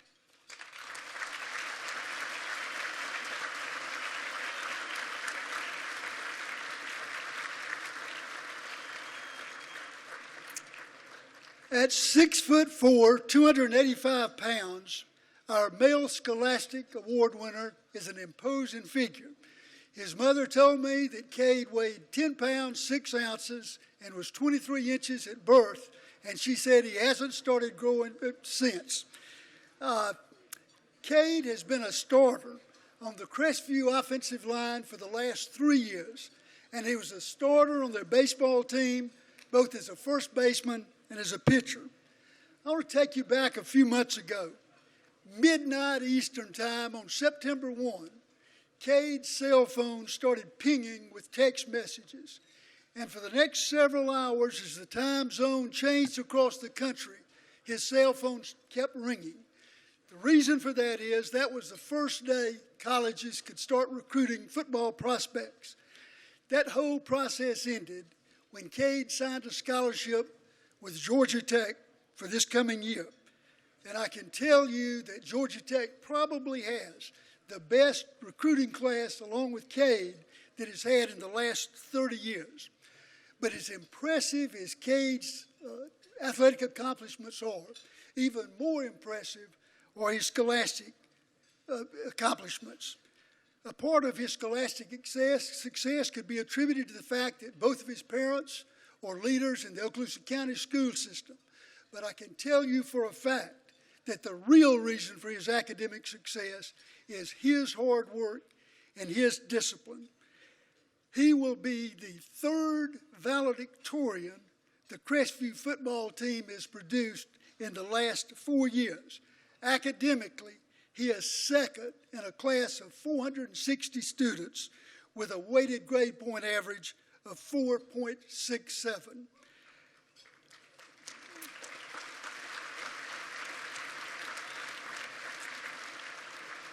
And again, I will tell you, just like Victoria, in addition to his advanced placement classes, Cade also takes courses at Northwest Florida State College, to the extent that when he enters in Georgia Tech in the fall, he will already have 46 college credits. This young man is active in his church, and he has spent countless hours as a volunteer with the school program. This year's male Scholastic Award winner, Cade Koutsariadis. Cade.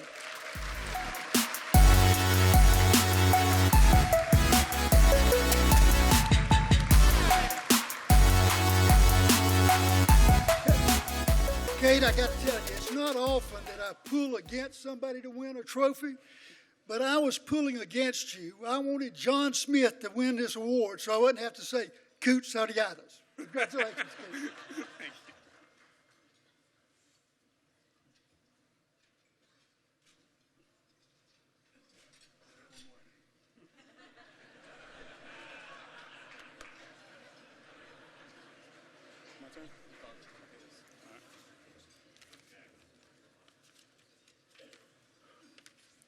Good evening.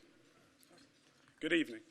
I want to start this evening by thanking the All Sports Association for this tremendous honor.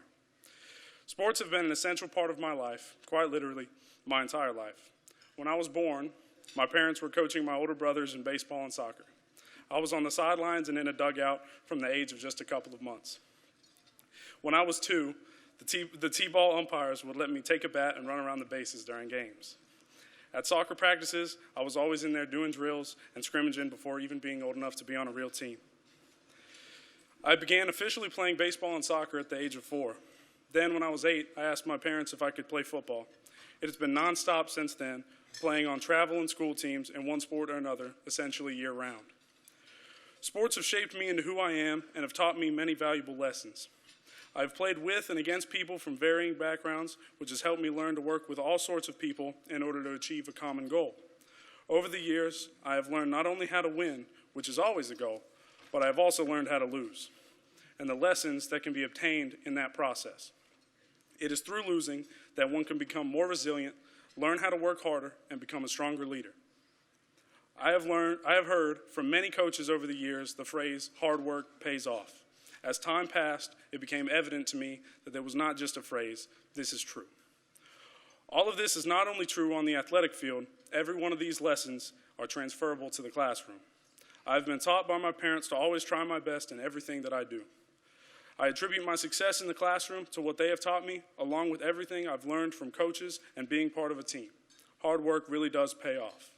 I want to thank God for gracing my life with all these wonderful opportunities. I also want to thank my parents, brothers, and every teacher, coach, and teammate that I've ever had for helping me shaping me into the person that I am today and leading me to where I am now. Without all of them, my successes would not be what they are. And again, I want to thank the All Sports Association for this tremendous honor. Thank you very much.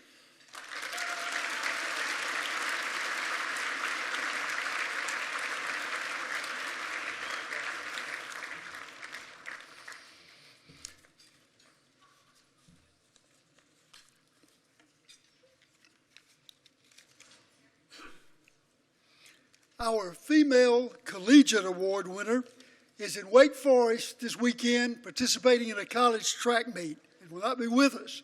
But we do have her parents here.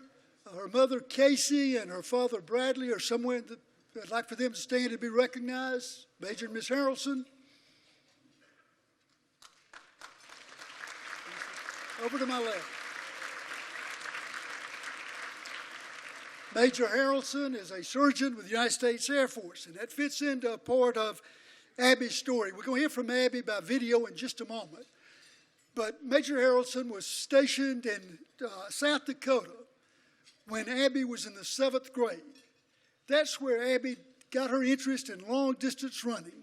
And I had her in my office describing to me what it was like to train for cross-country in South Dakota with snow and sleet. She was the fastest girl in her school in the 7th grade. Not the fastest in the 7th grade, the fastest in school, 7 through 12. The varsity track coach wanted her to join the varsity track team, but her parents wisely decided that it wouldn't be in her best interest to be traveling with 17 and 8-year-olds. But they did take her to the state track meet, where Abby came in second in the 800 as a 7th grader. After she then moved to, the Harrelsons moved, were transferred to Houston, and then after that, her senior year started, and think about what a trauma that is for some people, but not for the Harrelsons. She enrolled in Niceville High School, where Abby was immediately, she accepted and embraced her teammates, her coach, and her school. She was a part of Niceville High School state track championship team and a part of Niceville's cross-country state championship team. Abby then received a scholarship to the University of Florida. There she ran the 3rd leg of the distant medley relay and came in second in the SEC indoor meet. She later qualified for the East Regionals, which I can tell you is no small feat. Her time in 800 meters was 2:10. She beat her previous record, personal best, by 4 seconds in order to qualify for the East Regionals. She was a high finisher in the 800 meters in both SEC indoor and outdoor track meets and ended up making second team All-SEC as a sophomore. And then a little quirk I learned about Abby, believe it or not, she has a hobby, which is baking cakes, which she's turned into a sideline business that she calls Frost Whip Pad. Now I find a certain irony in a slender track star making cakes as a hobby. I have to tell you this, I was so intrigued by her that during our interview, I literally took 4 pages of handwritten notes. And all I can say to Major and Mrs. Harrelson is you have raised an amazing young lady. And I ask you to listen by video as Abby Harrelson accepts this award. I'm sorry I could not be there tonight. I'm currently in Winston-Salem, North Carolina, competing for a spot at Nationals. And I cannot thank All Sports Association enough for recognizing me with this award and continuing to let me be a part of this night. I want to say thank you to my parents, Bradley and Casey, for always encouraging me and setting a great example for me, and my brothers Logan and Colby for cheering me on at so many track events throughout the years.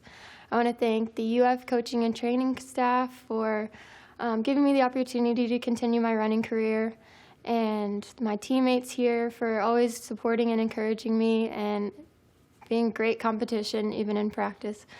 I want to especially give a thank you to Niceville Track and Field because they really took me in with open arms and gave me a great foundation to continue my college athletics and academics. I was only there for a year, but I can always call it home because I know that they're always rooting for me. Thank you guys again, and have a great night. Go Gators.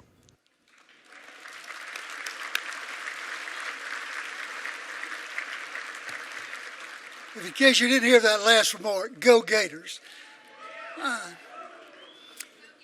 first came to know our male collegiate award winner when I met him in 2014 when he received this Sports Association's award for Amateur Award Winner. I went back to my introductory remarks at that time, and I found this quote from Gabe Moore. He said then, "My long-term goal is to be able to participate in the 2020 Summer Olympics in the decathlon." Now, I have to tell you that Gabe was not planning on being here tonight because he had to participate in a pre-qualifying event for the Summer Olympics. But unfortunately, he suffered an injury and didn't allow him to participate in that event, but he's here tonight. Our hopes and prayers are with Gabe that that injury will heal properly because he is literally one of a group of 7 or 8 people in America who are uniquely qualified to represent the United States in the Summer Olympics in Tokyo. Gabe's athletic and academic accomplishments at the University of Arkansas are simply amazing. He graduated in May with a 3.79 grade point average in biomedical engineering. He was an SEC all SEC, both academically and in track. Athletically, he won the Razorback Invitational in the heptathlon. Now, for those of you who don't know, the heptathlon is the indoor version of the decathlon. Now, listen to this next statistic. In last year's NCAA indoor meet, our award winner Gabe Moore came in second in the decathlon, and then in the heptathlon, and then in the decathlon he won a bronze medal in the NCAA finals. He was a 2-time All-American. He represented the United States in the Thorpe Cup competition, which is track and field competition between the United States and Germany. I remember distinctly when I introduced him 5 years ago, wondering how a young boy from Freeport, Florida, could be on the verge of becoming one of the world's best multi-sports athletes. No disrespect to Freeport, but it's not exactly a mecca for producing world-class athletes. But I can tell you for a fact, Gabe Moore is no longer on the verge of being one of America's top multi-sport athletes. He is there, getting ready for the 2020 Olympics. Will you welcome our male collegiate award winner, Gabe Moore?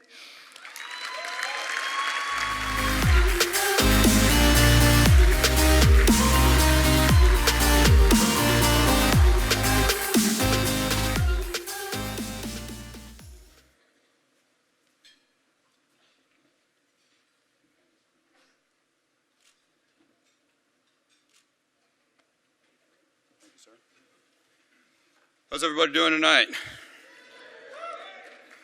Thank you guys all for being here, first and foremost.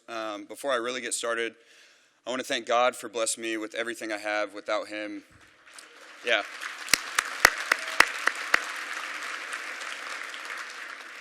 yeah, literally without him, I wouldn't be here. I wouldn't be anything. So I have to say that first and foremost. Thank you to my family and friends, my girlfriend who can't attend tonight, every coach who's ever helped mold me into who I am today.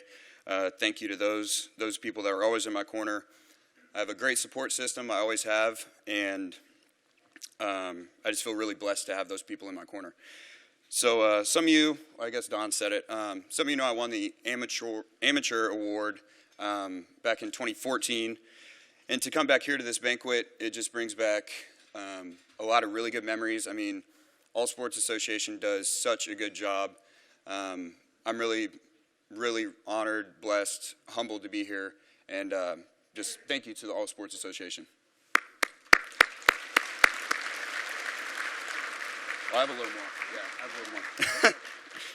My partner in crime right here. Yeah. I don't have too much time. They wanted to, keep it abbreviated, but there's 3 things I think that are super important for me personally, and I think everybody can apply them to whatever walk of life you're from, whether in your career, just doing academics, athletics, whatever it may be. And that's hard work, dedication, and being a genuinely good person to everybody you meet. Those 3 things are things that we can all choose to do every single day when you wake up, no matter what skill set you have, whatever your background may be. We can all choose to be hardworking, dedicated, and be a good person to everybody we meet. So, thank you. Yeah. I just want everybody to know to make those choices. If I just touch one person out there and you guys apply that to your lives, I feel like I did my job. So thank you guys. Thanks to the All Sports Association, and God bless. Thank you very much. Yeah, thank you. I didn't mean to intimidate Gabe, but he had 5 more pages up here, and I want to put a little pressure on him. Our professional award winner is no stranger to this audience. Many of us followed his career while he was at Navarre High School, dominating in the football scene. We followed him when he went to Clemson. I had the privilege of introducing him as our collegiate award winner when he caught 5 passes in the national championship game. After receiving his degree from Clemson, Jordan Leggett was signed by the New York Jets. He suffered a preseason injury to his knee, but notwithstanding that injury, he played in 15 of the Jets' games and started in 5 of them. In the 2019 season, he was traded to the Tampa Bay Buccaneers. Unfortunately, the injury that he had suffered continued to give him problems, including advanced arthritis, and so he spent most of the year with Tampa Bay on the injury list. His future football career depends on how his stringent rehabilitation program can get him back into full playing shape. But when I was talking with Jordan, I asked him this question: what is your backup plan? And his response was what you would expect of a professional athlete. He said, Mr. Ankers, if I had a backup plan, that would mean I wasn't giving everything I had into trying to be a professional football player. I can tell you that the Tampa Bay Bucs are a young team with a promising future, and Jordan Leggett is a young professional with a promising future. Our professional award winner, Jordan Leggett. Jordan.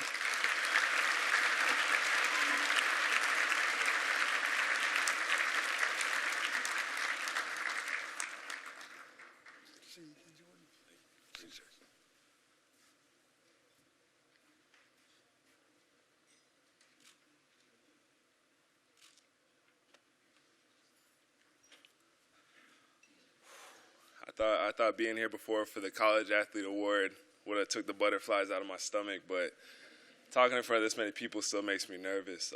So y'all bear with me. But, man, I want to start by saying I got to thank Jesus Christ, because like Gabe said, without him, I don't know where I'd be. Second, before she kills me, I want to thank my mother over there at table 128. My mother, my father, my youngest brother and sister all sitting over there, as well as one of my best friends. I appreciate y'all coming to support me. But, man, what a journey it's been. I'm just very honored. Got to thank the All Sports Association. All 3 times that I've been here, it's been a 5-star event. So y'all give them a round of applause.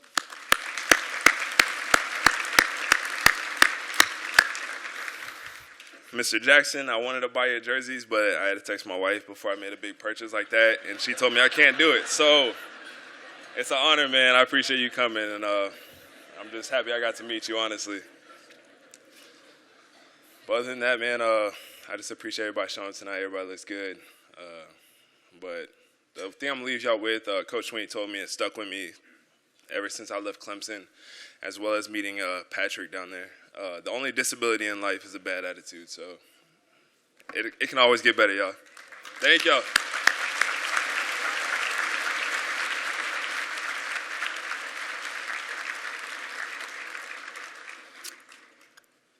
This year's amateur award winner is deserving of a separate banquet just honoring him for his achievements.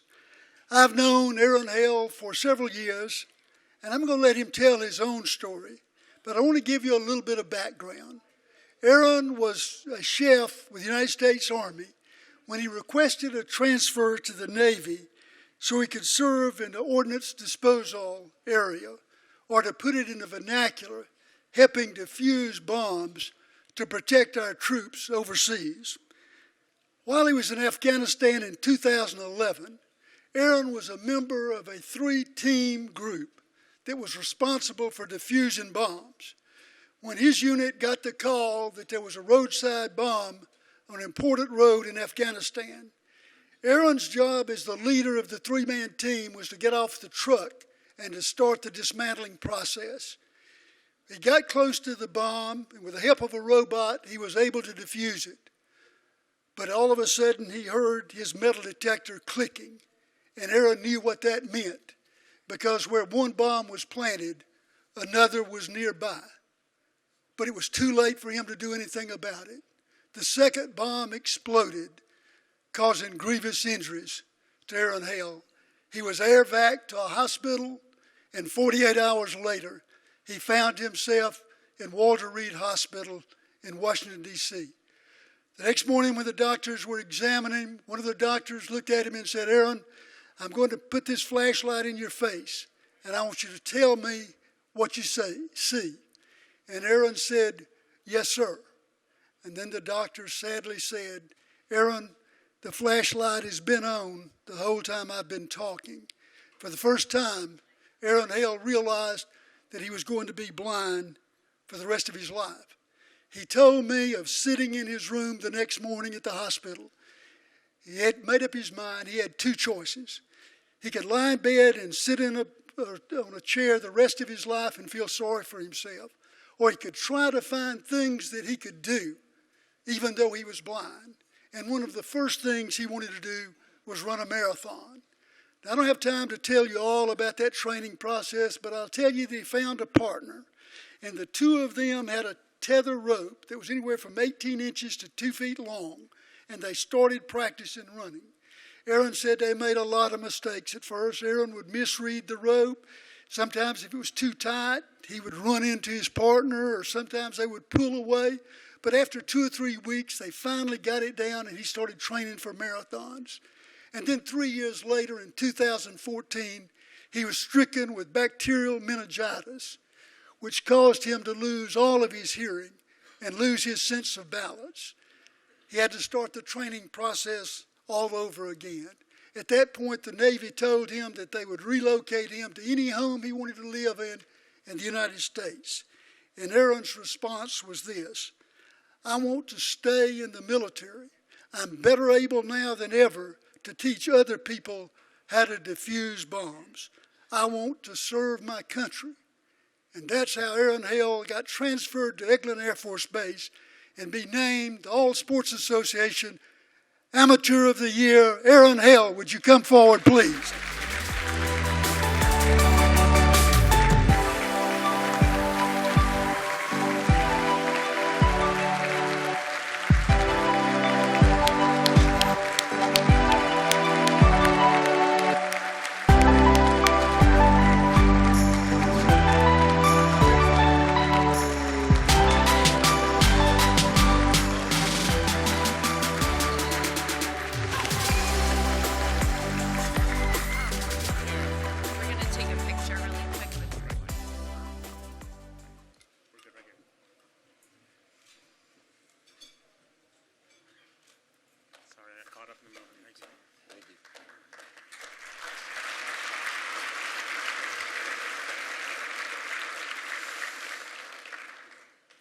Thank you very much.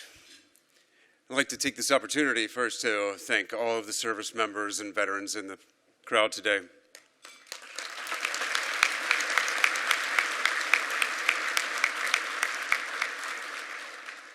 Two months ago, I celebrated my 8th Alive Day. 8 years of bonus time. My 8th anniversary of the ID blast that left me blind forever.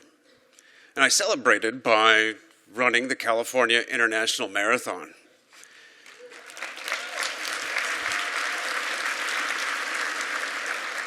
Hold on. 4 miles into it, I pulled my calf.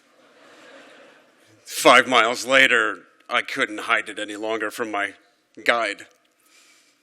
13 miles in, the pain had radiated up my calf, to my knee, to my hips, and back down the other leg, so everything below the waist was in sheer agony. And I was only halfway through. I just had to smile to myself and say, there's no place I'd rather be than right here on Okaloosa Island with all of you and the All Sports Association annual banquet. There's a phenomenon in endurance sports fondly referred to as hitting the wall.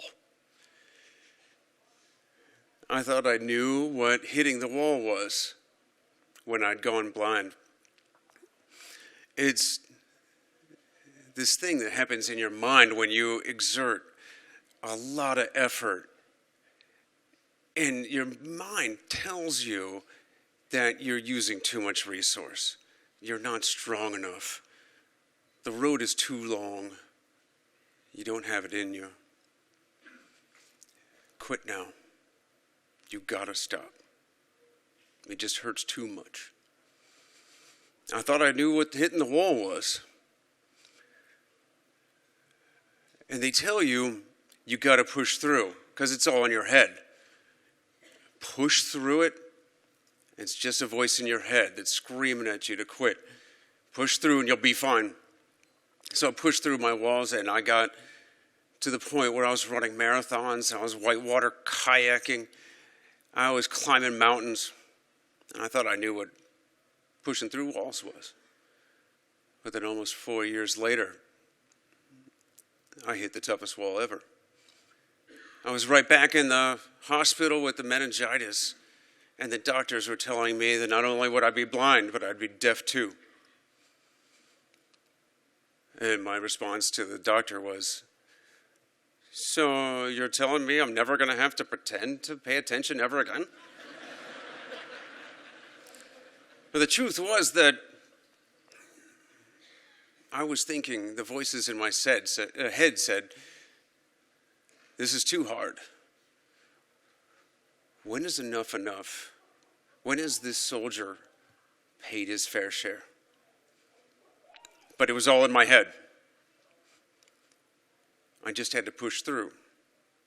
And thank goodness for my supportive family, my amazing wife, who helped me stand back up on my feet, start running again, and push through my walls. Because it is all in our heads. Every limit we have, we can push through. There is triumph through tragedy. There's strength after struggle. We can all get through our walls if we just push through.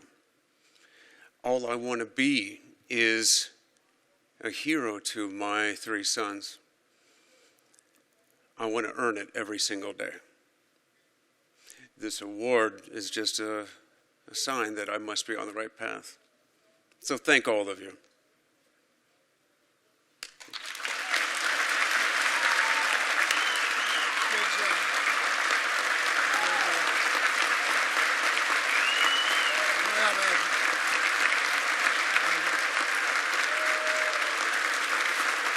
While she's standing here, I've got to say, Aaron alluded to Michaela, his wife, who's a real part of that team. Michaela, congratulations to both of you.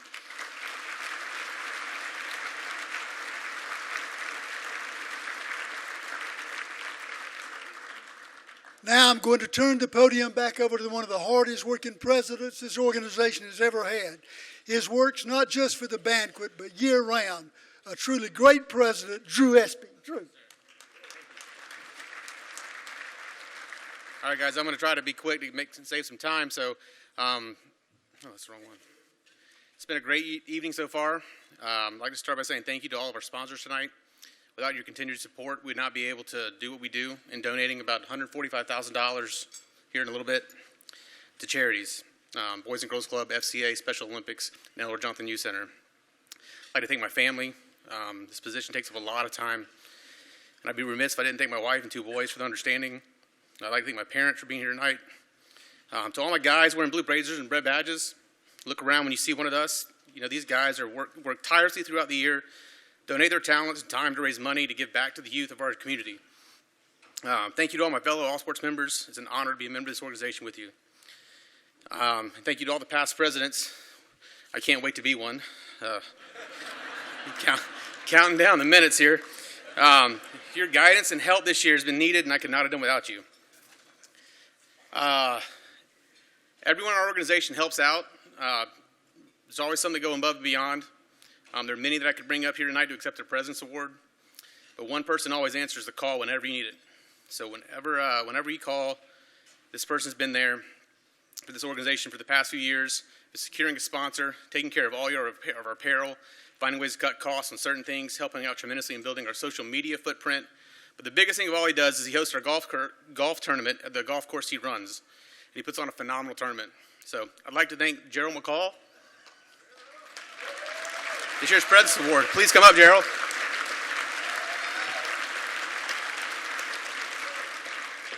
Gerald stepped up and done a phenomenal job. He hosts our golf tournament at Emerald Bay and puts on a phenomenal tournament. He's made it so much easier on the golf chairman. I was a golf chairman for a few years, and that's one of the toughest jobs you do. And Gerald just makes it run smooth. So thank you, Gerald, this year's President's Award winner.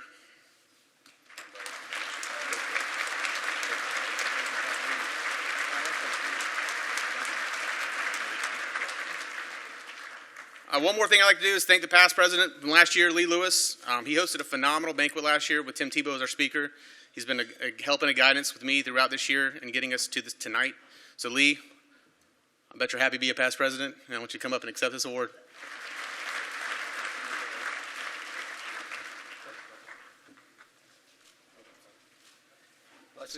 So tonight, right now, the camera will pan over here, please. We're going to present our checks to our 4 charities and the Northwest Florida State College.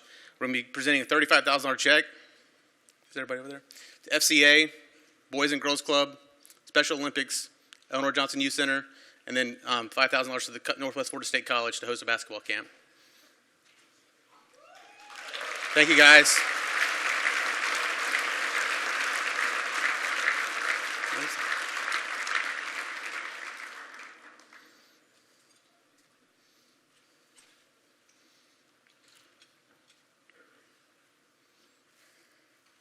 Also, I'd be remiss if we didn't bring up one. It was an exciting athletic accomplishment that happened here in Northwest Florida. After 4 years of starting a football program, not only did UWF football go to the national championship last year, this year they went and they won it. Sorry for the video. Coach Peach Sinek was our fish fry speaker a couple years ago, phenomenal coach. He could not be here tonight, but he started a program from scratch, built it with local kids first, started recruiting really well, and ended up winning this year's national championship. Tonight in this place, we have offensive coordinator Steve Schaliner. Sorry, I messed up your name, I'm sorry. I botched it probably. So thank you for being over here. What an amazing accomplishment with only 4 years, so thank you. So next, we're gonna have a little video of our spring event called One now, that spring FCA event. You will face trouble. It's a promise. It's a guarantee. In my brokenness, the storms were all I could really see. I struggled with an eating disorder. Suicide was a part of my story, horrific car accident. But what's amazing is that God follows that first promise. Take heart, have courage. I have overcome the world. So he takes brokenness and he makes it bold. And I think when we can embrace that, boldness in Christ becomes the anthem of our days. For me, I see God's sovereignty all through my story. Athletic gifting, the ability to play soccer at a Division I university, the amazing opportunity to continue on and even try out for the men's football team, to train with them for a while. The doors that opened to a national stage, to be on the Ellen Show, on other media outlets, and be able to share the story of God's sovereignty. And furthermore, it's led me to Africa, to Uganda multiple times. It's led me to the slums of Costa Rica, to the streets of the Dominican Republic, sharing good news, life-saving news. And so what my heart and my hope is, and to everyone I'm speaking to everyone I'm writing to, it's to challenge, to encourage, and to equip my generation to live boldly by the Word of God in the midst of a broken, crazy world.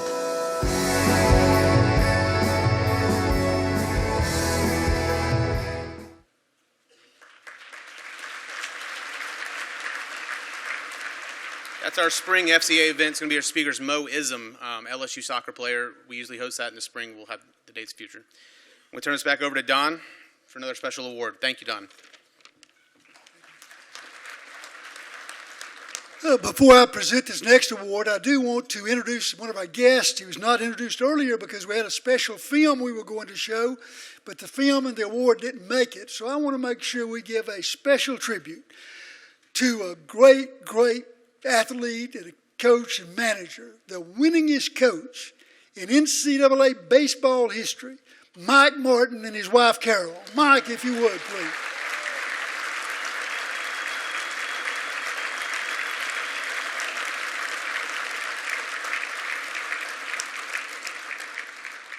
I will tell you that this year's meeting of the Al Byrne Award Committee was a very short meeting, and the reason for that was the winner for this year was so clearly head and shoulders above the other nominees. This is the one award that All Sports presents where the recipient does not know they will win until the moment of this announcement. So I'm going to ask Crawford Bear Henley and his wife Mitzi if they would come to the podium. And while they're coming forward, Mitzi, if you'll bring Bear up here, and while they're coming forward, I want to tell you a little bit about why Bear was chosen for this award. Those of you familiar with this organization know the Al Byrne Award is presented to someone who follows the principles of making sure that leadership, activities, and facilities are available for the youth of our area, and do so without seeking recognition.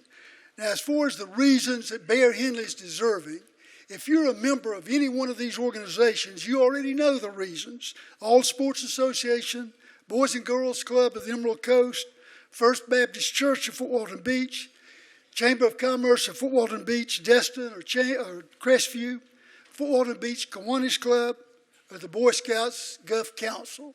The reason I say that is because Bear Henley has spent his adult life trying to serve the youth of this area through those organizations and others. Now I wish time would permit me to read the 5 pages of factual information I have about Bear, or at least to read 2 of the 10 written nominations nominating him. But even if I did all of that and more, I couldn't scratch the surface of what Bear Henley has done, because they don't tell you of his soul and heart. And I can tell you, Wade Humphries, that this man has the heart of a servant. He truly loves serving this area. So because of what he's done, what he means to this area, Bear Henley. Where's Bear? Standing over there. Okay, stand up. Over here to my left.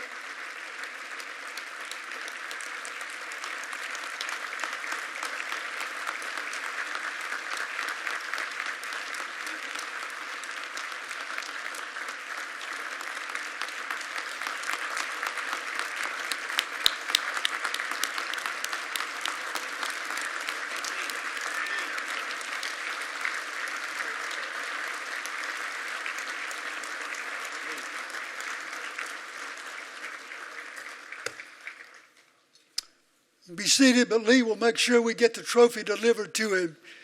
And Mitzi, you let him know the love and appreciation this association, this community has for him. And now we go to the next item on our agenda, the presentation of the Werfel Trophy.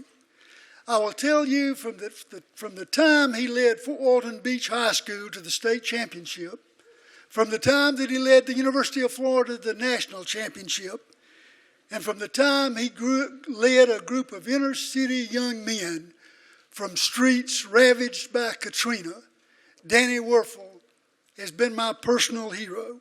And so at this time, I would like to ask Danny to come to the podium for two purposes.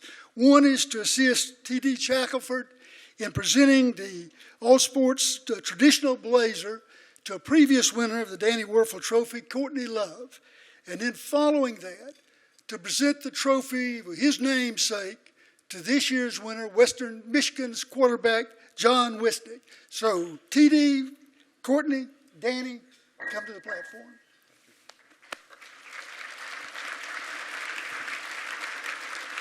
As DT and Courtney are coming up, some of you had the opportunity and were blessed by the speech and the talk that DT gave this morning at the FCA breakfast, filled with passion and love for Christ and energetic.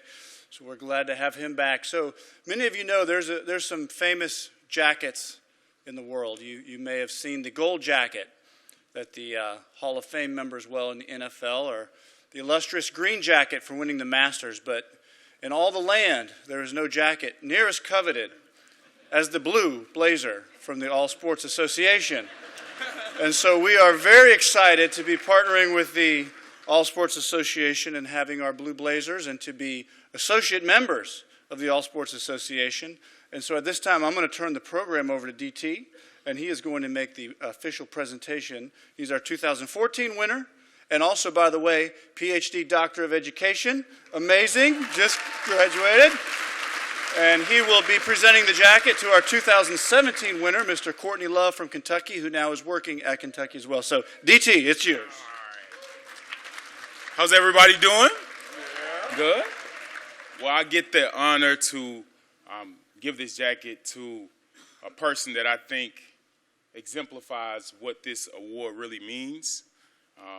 If you meet this guy, he come into any room, he lights the place up. He's extremely humble. He's an individual that I even look up to. He is a phenomenal young man. So before I continue to keep going, by the powers vested in me, I now present Courtney Love with the esteemed Werfel Trophy jacket.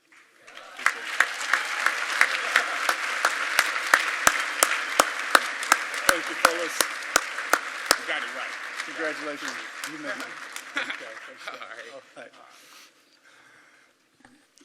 Each year we have so many nominations from around the country. This year we are just shy of 100 incredible young men who, in addition to their efforts in the classroom and on the football field, have accomplished great things in their service to their communities. It's really, really difficult to narrow that list down to our semifinalists. It gets more difficult to narrow it down to our three finalists, and then to pick a winner is incredibly difficult for all of us. This year's winner is an amazing young man from Western Michigan. John has a 3.95 GPA in business. He's been a distinguished scholar just about every semester on all MAC teams. As a quarterback, tremendous athlete as well. But what he's accomplished off the field is astounding. He has been a lead mentor in the Bronco Buddy program, working in an under-resourced school, Tree of Life, and has mentored consistently a young man there for 4 years. He's been on mission trip to the Dominican Republic. He ran the FCA at Western Michigan. He has visited hospitals and schools and been a part of Feeding the Hungry, and the list goes on and on. He's here tonight with his beautiful wife of less than a month, Allie Wasink now, and so we're glad to have her, as well as his parents, Heidi and whatever his dad's name, Mark. Yeah, Mark. And so we are so happy to have them here. But ladies and gentlemen, it is my privilege as part of this community, who's been blessed by this community, who knows what community service means to this community, to present the 2019 Werfel Trophy to John Wasink. The native of Grand Rapids, Michigan, was one of 3 finalists for the 2019 Warfel Trophy. The other finalists being Derek Brown of Auburn University and Isaiah Sanders of the United States Air Force Academy. He has been the starting quarterback for the Broncos the past 3 seasons and has been named to numerous All-Mid-America Conference teams. In the classroom, Wasink carries a 3.95 GPA in the Hayworth School of Business, majoring in accountancy, and is currently pursuing his master's degree.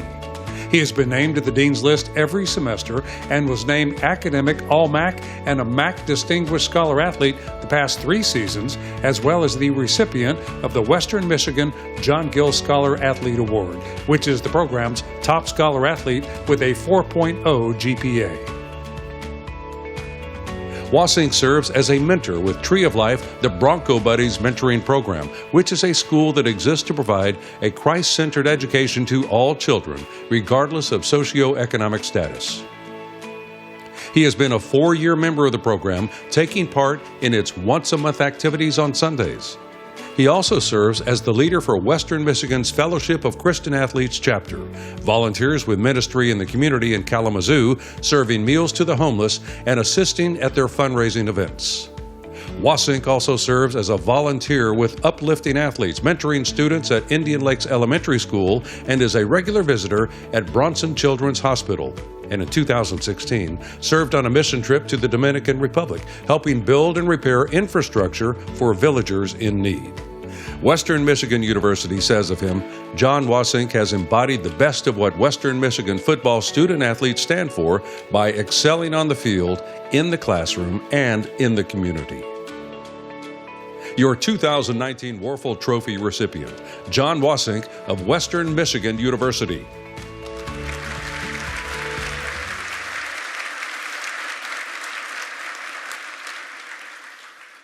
Thank you.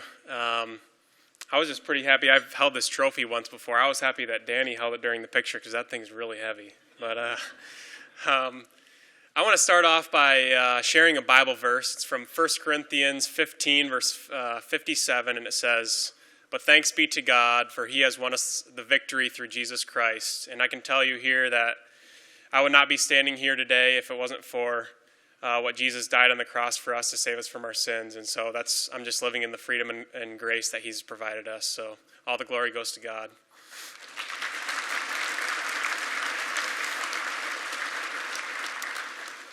A big part of what Danny Werfel stands for and what the Werfel Trophy stands for is about community and honoring the people that have helped us throughout our lives. And so I kind of want to go through some of those people. So first I want to thank my wife, Allie. She's right over there. And like Danny said, we've been married less than a month.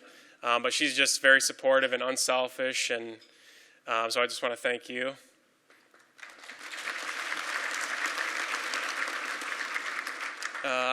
Next I want to thank my parents, Mark and Heidi, who are here tonight. They have really been the foundation of me growing up and instilled in me and what to believe in and really laid the foundation for my life. So thank you guys.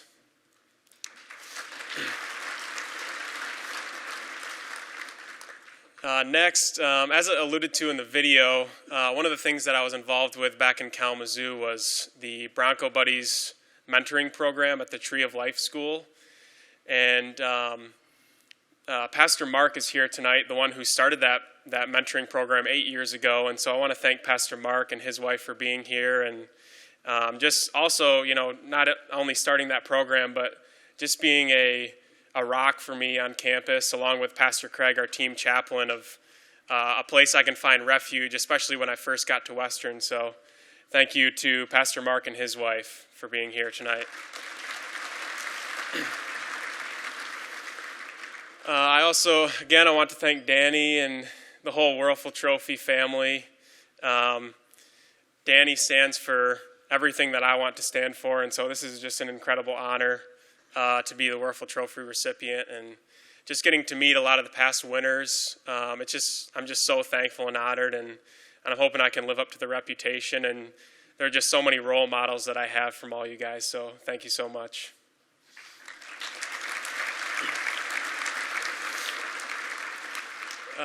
One more thing, I can't go without thanking my teammates and coaches back at Western.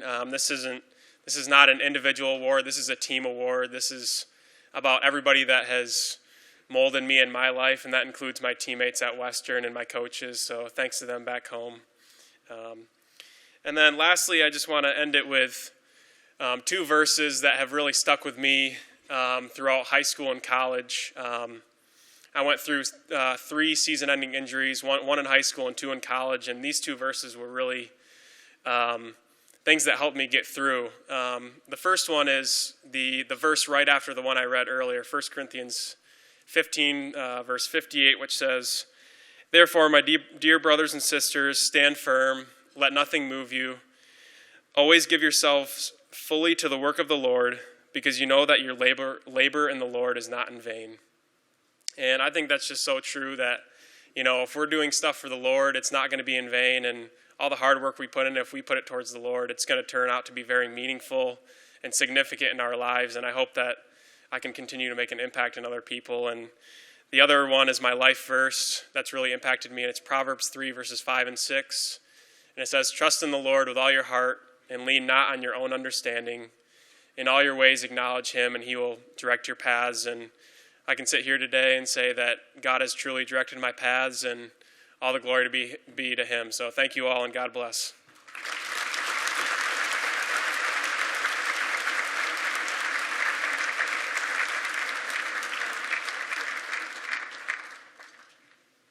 Okay, it's now time for our guest of honor. And as we prepare the stage with the help of these strong young athletes of their own right, I would ask you to direct your attention to the video as we introduce our guest of honor. There are stars and there are superstars, and then there was Bo Jackson. I'm fast. He's faster. Then there's Bo Jackson.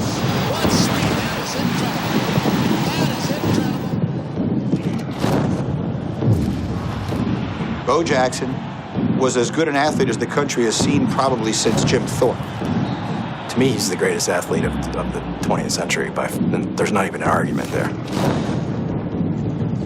Every 2 or 3 days, he would do something to make you just kind of scratch your head and say, man, I don't know if I saw that right, Bo Jackson was the first superhero of my generation. There's something mythical about everything that he did. There goes Bo, and nobody catches Bo. He may not stop this Tacoma. He was like a rocket ship that was fired out of a cannon. He was excitement incarnate. He was untouchable. Bo was just better than everybody else.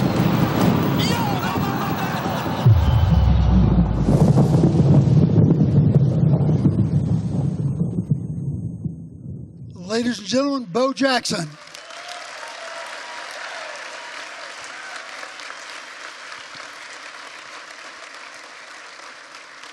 Well, Bo has agreed that we can just have a little question and answer session here. But Bo, I have to tell you, that I'm an attorney, so kind of start out all my questions with this. Have you ever had your deposition taken before? Once or twice, and Well, I'll try to keep off of that level. Okay. I got to tell you, though, Bo, in preparation for this event, true story, I bought 2 books from Amazon to learn a little bit more about you. The first one that came in, apparently I hadn't read the directions right because it was 13 pages. It was like a coloring book for kids. Uh-huh. But then I got the Bo Knows Bo book, so I know Bo now. That one was the right one. That's the right one.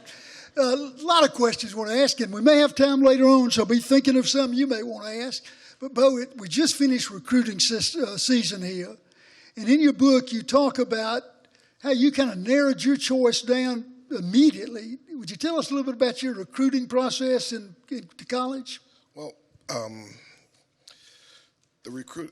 my recruiting was a little different because I had no intentions of leaving the state.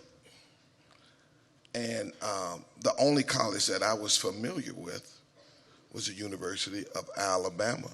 And the reason for that was my cousin. Whose jersey that he had? He got a jersey for Christmas, and I was jealous. He got a jersey and a bicycle, and I got a cowboy set. So I was a little upset about that. But going through high school, I got my first letter of intent from the University of Indiana. Still have that letter to this day. You didn't go to Indiana? No, I didn't go to Indiana. But as the years went on, and that was my sophomore or my junior year, and I skipped to my senior year to where everybody knew that I was either going to go to one or the other. I didn't know where Auburn was. Barely left the state once in my whole life. And one day I get in from baseball practice. No, I come in from baseball practice. The coach would drop me off, walk through the front door, and there's this older white gentleman sitting at the coffee table with my mom, and they're talking. So I spoke, go downstairs, I have to go wash my uniform because I got a game the next day. And as I'm doing my uniform, the gentleman walks in, and he says, Bo, he said, my name is Coach Ken Donahue. And he said, I'm here instead of Coach Bryant because he had a family emergency that he had to go to. So he sent me up here to come and see you. I said, well, that's good. And we talked, and to make a long story short, he made the comment that, Bo, we have a lot of talented athletes at the university, and my personal opinion, if you were to come to Alabama, you probably wouldn't become a starter or play until the end of your sophomore or the beginning of your junior season.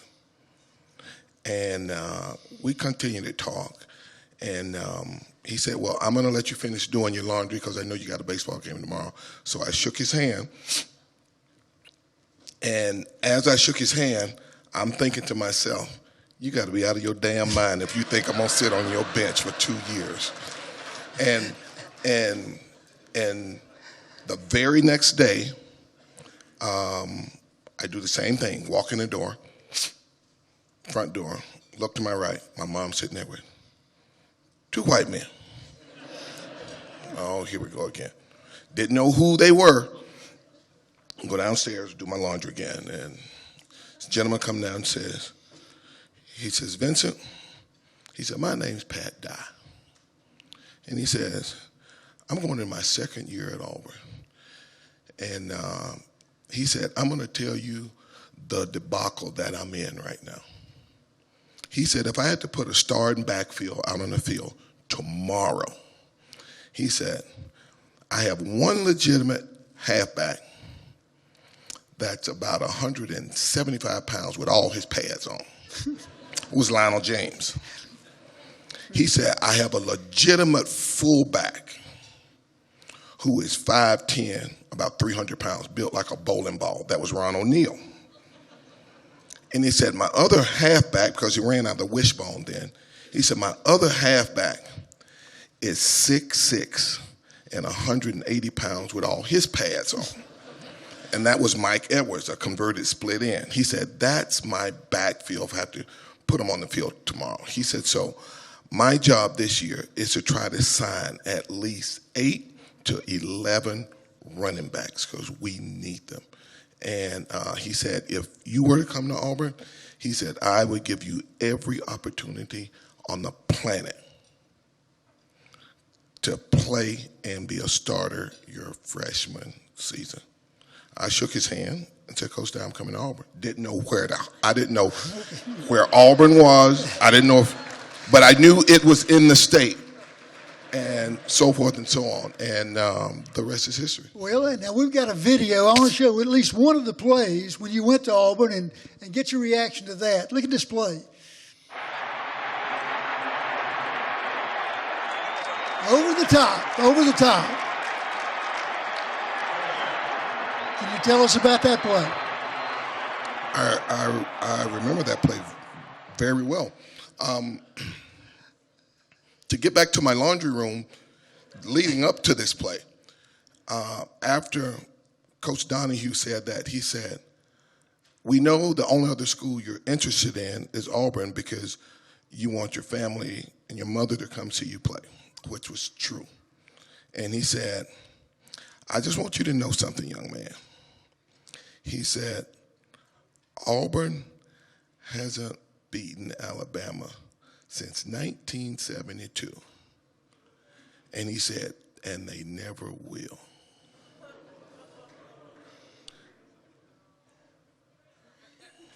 And that was it. But everybody gives me credit for that.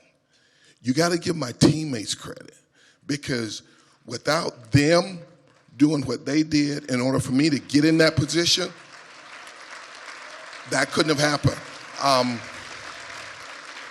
And I will tell you this.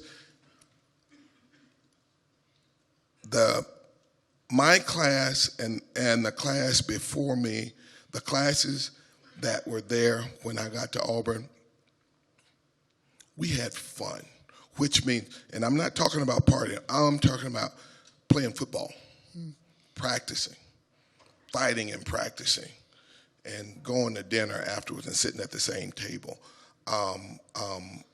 We became a family of brothers. And 30 years later, we're still brothers. I got two sitting right out here in the audience, Ben Thomas, and where is Kevin? Kevin Green. Will you all stand up? And I want to recognize these two guys here. These two guys were part of the defense that would go out there and literally just beat the crap out of the other offense in order for me and my side to get the ball back. So whenever you say, "Bo, you did this and you were great at this," you gotta include guys like that, because if it weren't for them getting us the ball back, the offense couldn't have done what we did when we did it. Right. I got to tell you, you mentioned Kevin, but I may have to go to them to verify some of the stories that I've heard about some of your achievements. Now, I got to tell you too, and I want you to tell me if they're true or not, and then I'm going to be in Kevin to verify. One is the first time you ever played a game in a Superdome, that you threw a football and hit the top of the Superdome 50 yards away with a football. Did that happen? That's untrue. Untrue. I hit the scoreboard. And that was the only time that scoreboard has been hit. Was it 50 yards away? Excuse me? Was it 50 yards? Straight up. 50 yards straight up with a football? But the other story was that one time Pat Washington, quarterback, threw the football 70 yards. Against the University of Florida in Gainesville. And then you took the football and threw it 100 yards. Is that a true story? That's untrue. Untrue. Good. I threw it 90 yards. 90 yards. Now, you know, a while ago, you mentioned your mother a couple of times in your comments. Yes. I know in your book you talk a lot about your mother. Also, another relative I want to ask you about. You talk about your grandfather. I believe his nickname was Snag. Yes. How did he get the nickname Snag? And tell us a little bit about your mother. My grandfather's nickname was Snag because he was a catcher back in the old days, and he didn't have a mitt.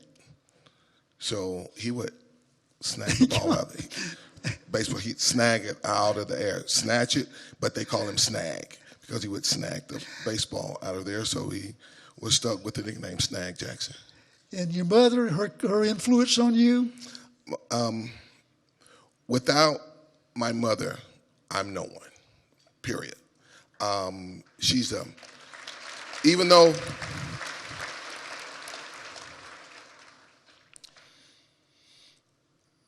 when I talk about my mom, I get a little emotional. And I don't know if do men go through menopause?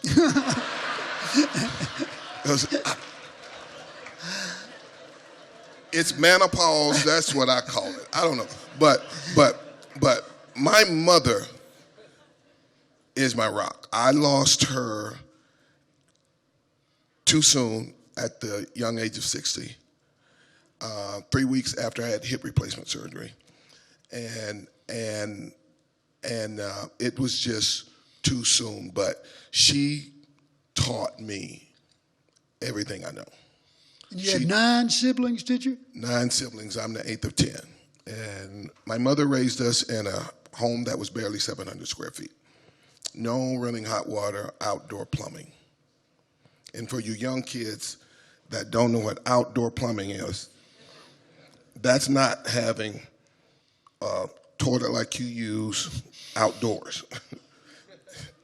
It's a wood house where you got to go to do your business outside. But the thing with my mom is that she worked 2 jobs. She cleaned houses from the morning till late afternoon, and then she worked at a hotel up until 11 o'clock at night. So the only time I got to see her was on Sundays.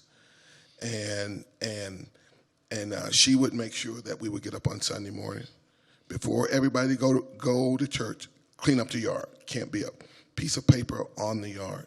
And she would make me go up and get a haircut before I go to church because I wouldn't comb my hair. And you look at it now, nobody combs their hair. But she would make me get up and do that. And I want to say thank you to all the servers and everybody that prepared this delicious meal for us because when I see them, I see my mother. So I say this to all the servers. I know that they're probably not in here, but I see you. Right. And my mother taught not just me, but my other 4 brothers and my 5 sisters.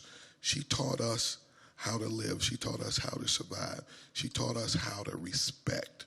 She taught us how to be respected.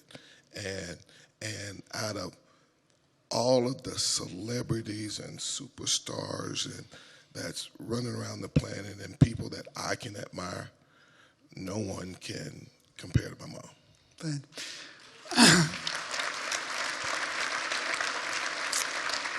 Bo, you know, I know if anybody in this room that knows anything about sports was to list the 3 greatest multi-sports athletes in the history of the United States, Bo Jackson, Jim Thorpe, and maybe Deion Sanders would be on that list. Now, we got a little video here of Deion, who spoke here a couple of years ago. I want to show the video and then ask you to tell us a little bit about your relationship with Deion. We show the video. When I played for Florida State as a freshman, true story, Bo was at Auburn. Back in the backfield with Brent Fullwood, probably the best tandem of running backs I've ever seen in college. These guys are unbelievable. And, you heard of Bo Jackson, so you were kind of in awe as a young collegiate. I'm 17 years old playing Florida State, 18 at the time, just turned 18. Bo goes behind the huddle in Auburn and throws his hands up as if he was signifying the crowd to get it up. They start cheering and applauding, and I was playing left corner. Bo got a sweep to his left, away from me, and hit it. I mean, hit it, and he was gone. I came out of nowhere because I could fly. Came and got him, ran up on him like it was no other. With his right arm, he extended it, placed it on my helmet like as if he was praying for me, palming my helmet, and stiffed me down and kept going into the end zone like I wasn't even there. That was my Bo Jackson moment.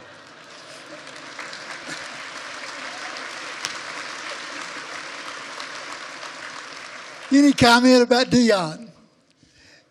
He was standing in the way of progress. I got to tell you, people in this audience are sophisticated in the world of sports, and you know what it's like these days to play professional football. What an amazing accomplishment that is. And then on the other hand, to be able to play professional baseball. And nowadays it's unheard of. Even when you did it, Bo, there was a lot of animosity between the 2 sports, the different owners.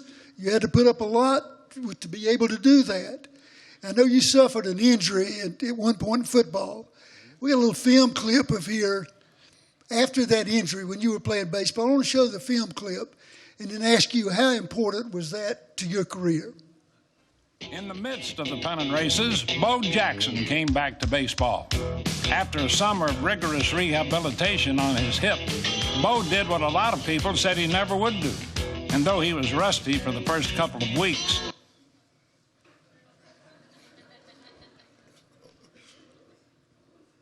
and you know the rest of the story. Yes. Did you, the decision to play both sports or to choose one over the other after you were drafted, what was your thought processes there? There really wasn't one. Can you get that?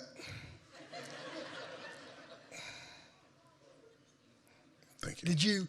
You chose what? Which one went first? Football. My senior year after football season, I was playing baseball.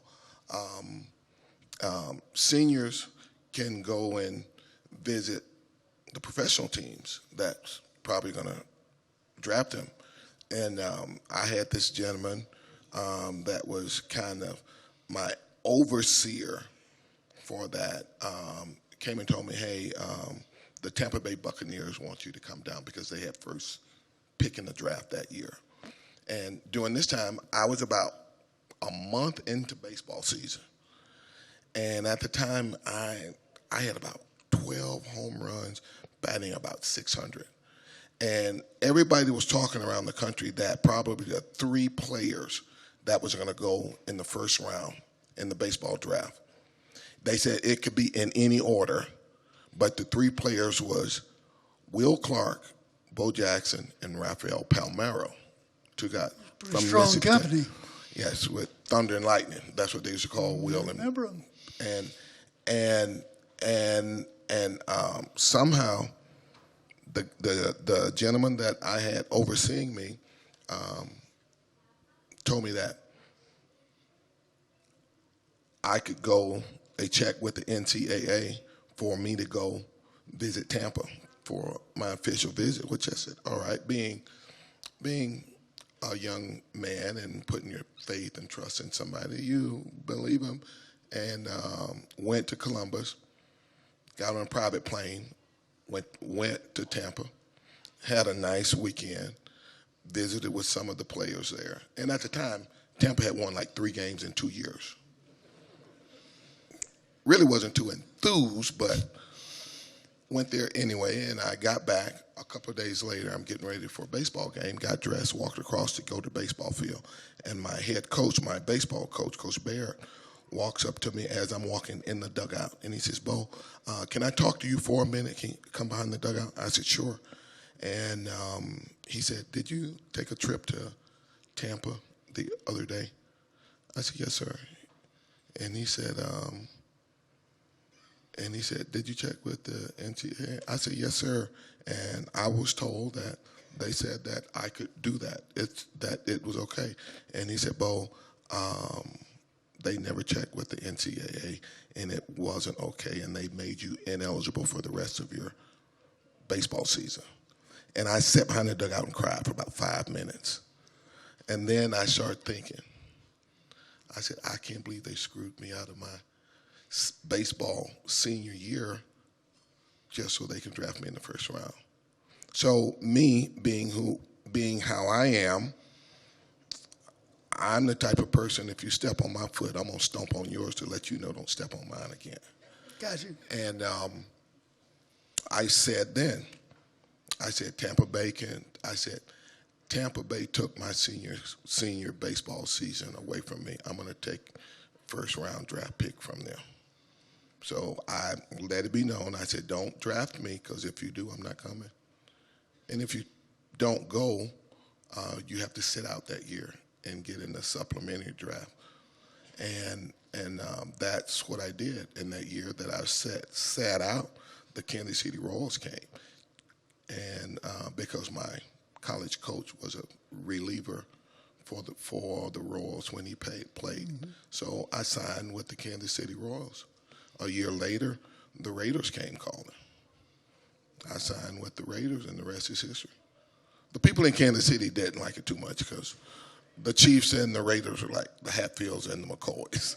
So they really didn't like it that much. But, yes, I told the Tampa Bay Buccaneers, you screwed me out of my senior season of baseball. I'm going to screw you out of first-round draft pick. So. Well, Bo, I know one of the questions a lot of people here would have, what are you doing these days? What are you and your family doing? Wow. Put it to I raised 3 kids, a professional writer, an engineer, and a marketing exec. Fantastic. So, my baby lives in Birmingham. My youngest son lives in Denver, and my oldest son just moved from downtown Chicago back out into the burbs, he and his wife. And you're living where? Chicago. Chicago. Living in Chicago. One question I've always wanted to ask. Back in the day, some of you younger people may not remember, but there was a time when every advertisement on television seemed to start out with Bo Knows. Did you get any money out of any of those advertisements? Just a little. Is there anyone you particularly liked or you particularly didn't like? My favorite commercial out of all the ones that I did was the one with Bo Diddley. So that one was what. But I failed to answer your previous question about some of the things that I'm doing. I own a few businesses.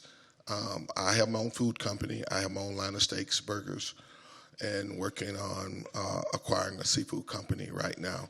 I have a marketing company called BDK Marketing, and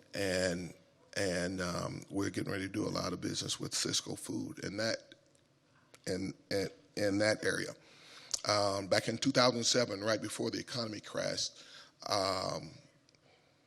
me and about 15 execs, we started a small community bank, and over the years we grew it to about $1.5 billion, and we sold it 2 years ago.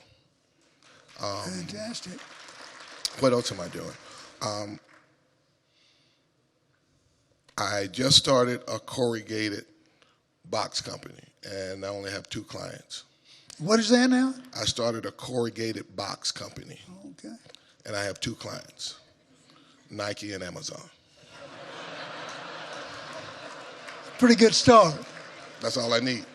Do we have quick time for a few more questions? Okay. I have my philanthropic work that I'm doing. I have my annual Bo Bikes Bama, which we have a charity bike ride in Auburn that we do every 4th Saturday of the year in Auburn, and it benefits the tornado victims from 2011 till however long I can ride a bicycle. And we cut the ride off at 1,500 riders. So if anybody have plans on attending that this year, we usually fill up by mid-March, and the ride is cut off because we do that. I have a charity in Chicago called Give Me a Chance Foundation, and it benefits inner city kids to where the charity in 11 years we've sent 30. This year we have sent 33 kids to college. Super. And these are all inner city kids that's from single parents home that has an annual income of less than $30,000. So great work. Great work. I'm doing a little bit. Staying busy. I'm staying busy. We have a couple of minutes for questions from the audience. Anybody have a question you want to ask Bo Jackson? This is your only opportunity. I hear one over here.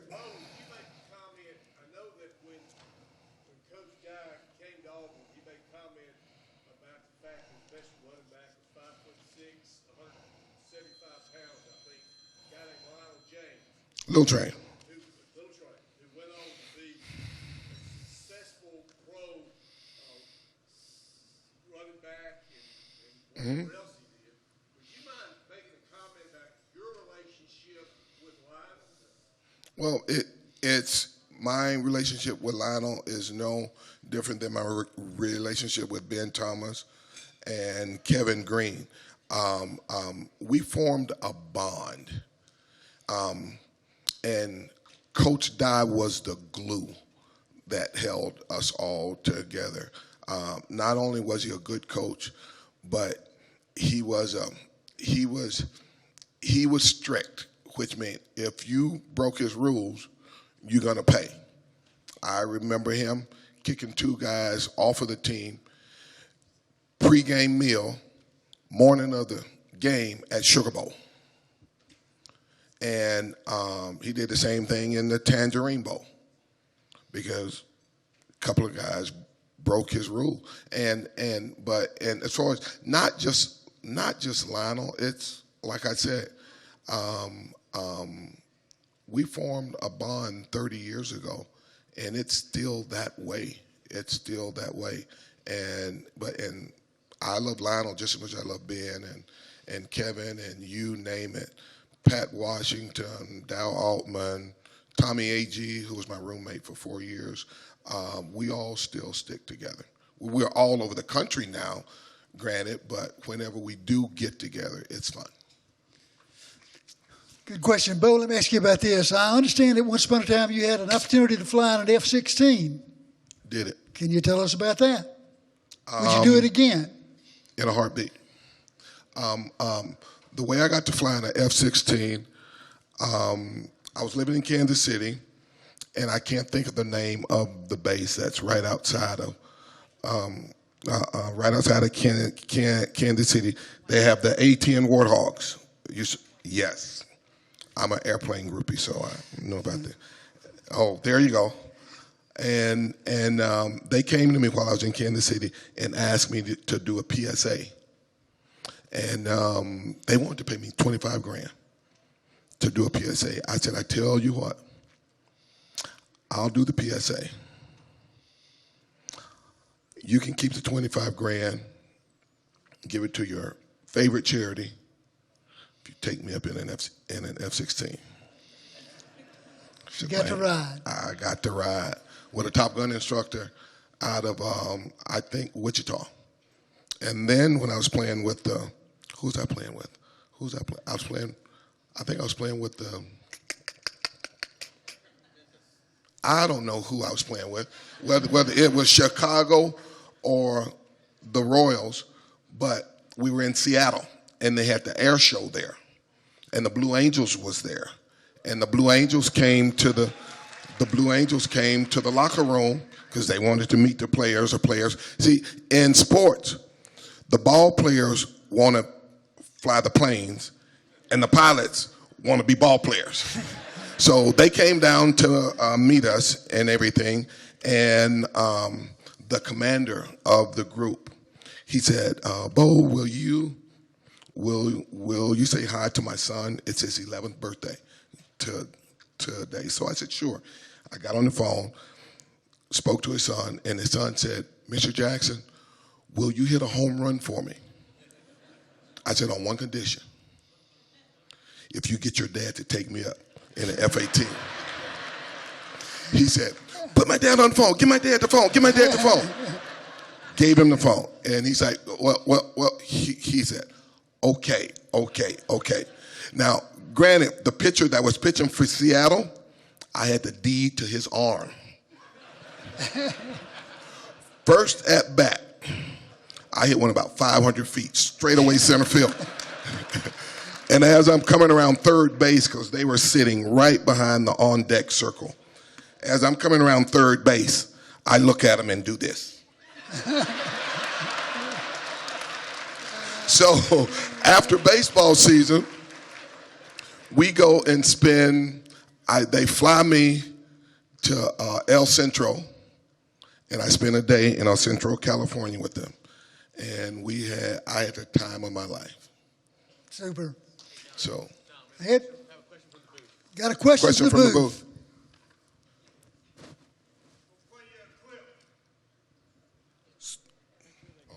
Footing underneath. I mentioned earlier, Reynolds has been caught far too often in his career. 5 times this season he's been thrown out at second base. Line drive toward the corner in left field. It's going to be up to Bo Jackson to try to stop Reynolds from scoring. He can't do it. Yes, he can. I don't believe it. He made an absolutely perfect throw. It looked like there was no way he was going to get him. Bob Didier still doesn't think he had the throw there. I can't believe it. He didn't even try to hit a cutoff. You remember that play? Harold Reynolds still tried to beat me up from that. It was the bottom of the ninth inning. The score was tied. They had a hit and run on, and we had a switch on to where everybody moves a half a position to the side of the field that the guy's batting on. And it was just all-star first baseman. And we had it set up to where we knew that he was going to hit it to the right side of the ballpark. And the pitcher, I think he had ADD or something, he threw the guy a splitter. And a splitter is an off-speed breaker that's going to break away from the batter. And he just, and down the left field line. And I saw the pitch, and on the pitch, I took a step back to my right because I said, if he hits this ball, it's going to go down the line. And he hit a bullet. And I figured that I'd get over there and try to catch it before it get to the wall, and I couldn't. So once I got there, the ball just hit the wall. I caught it almost on the warning track because I know that Harold is going home because they want to win the game in about a ninth. So I said, get the ball to the catcher. And I just turned and threw where I thought the catcher was, which the ball took one bounce to Bob Boone, and he tagged him out. And Harold told us, but the next day, he said, as I'm rounding third base, I could see the headlines in the newspaper that says Reynolds scores the winning run from first base and beat the Royals. But he said he got up and saw the paper, and the whole page, the headlines was about 5 inches tall. It just said, the throw. And an announcer still can't believe it. No,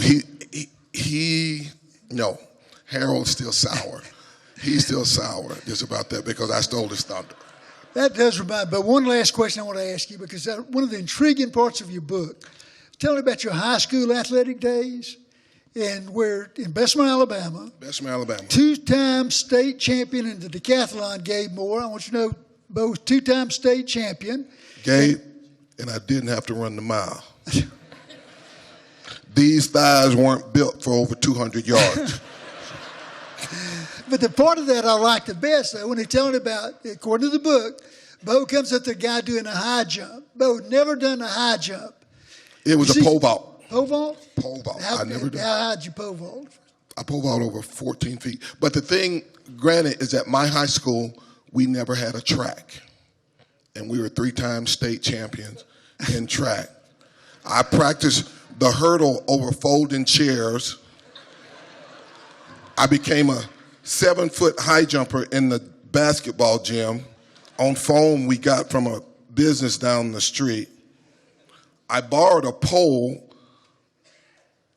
the first time I went to the decathlon and pole vaulted 14. So that sounds a lot like Freeport High School. I hear you. But yes, a lot of people don't know track was my first love. Track was my first love. So I snuck out of class in the 3rd grade because only the 4th, 5th, and 6th graders could run track. And I snuck out of class because the teacher put my desk by the door. So as they were going out, I kind of slid. She was writing something on the board, and I just slid out of my desk and in the crowd and went out and outran and out through everybody. So the principal, who was the coach, he somehow worked something out to where he got me on his track team. Well, ladies and gentlemen, I could stay here all night with this, but the hour's late. How about a round of applause for the great Bo Jackson? Thank you. Thank you very much. Thank you, sir. Thank you. War Eagle. One last thing before I go. I want to tip my hats to all of the award winners this evening. And not only are you blessed with athletic talent, but also from an academic standpoint. I tip my hat off more to you for that. And for everybody here this evening, thank you for coming out. If you got to drive home, be safe. God bless. Enjoy the rest of your evening, which is probably bed. Thank you. Thank you, sir. I got it. I got it. Thank you, both. Thanks, sir.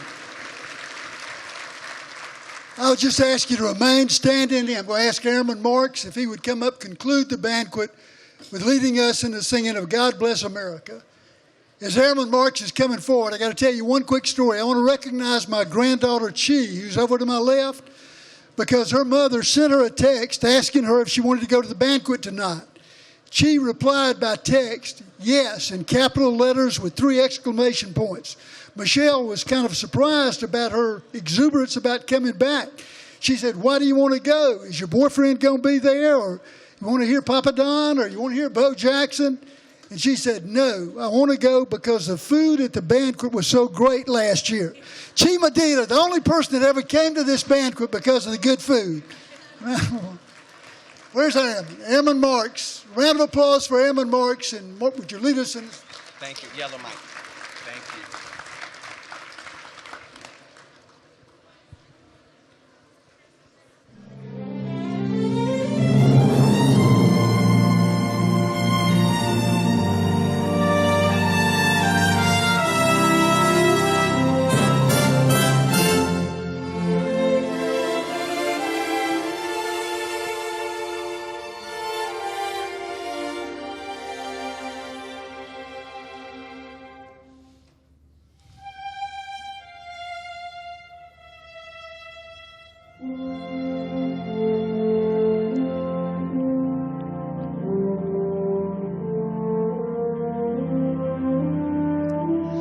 God bless America, land that I love.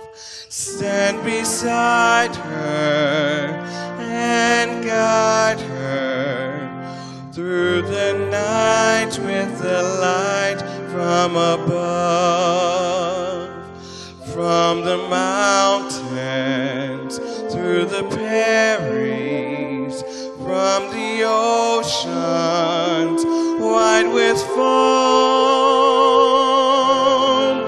God bless America, my home, sweet home.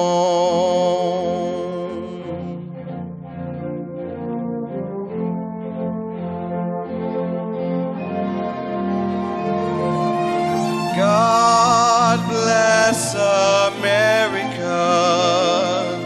land that I love. Stand beside her and guide her through the night with the light from above, from the mountains through the prairies, from the ocean wide with foam. God bless America, my home, sweet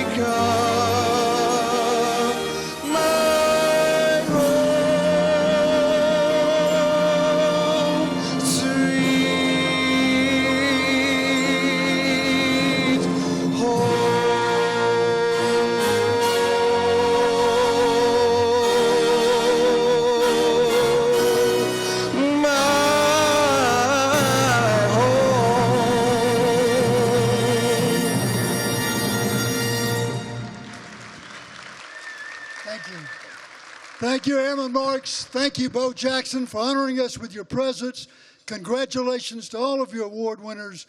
Drive home safely. The banquet is officially over. Thank you. Good job.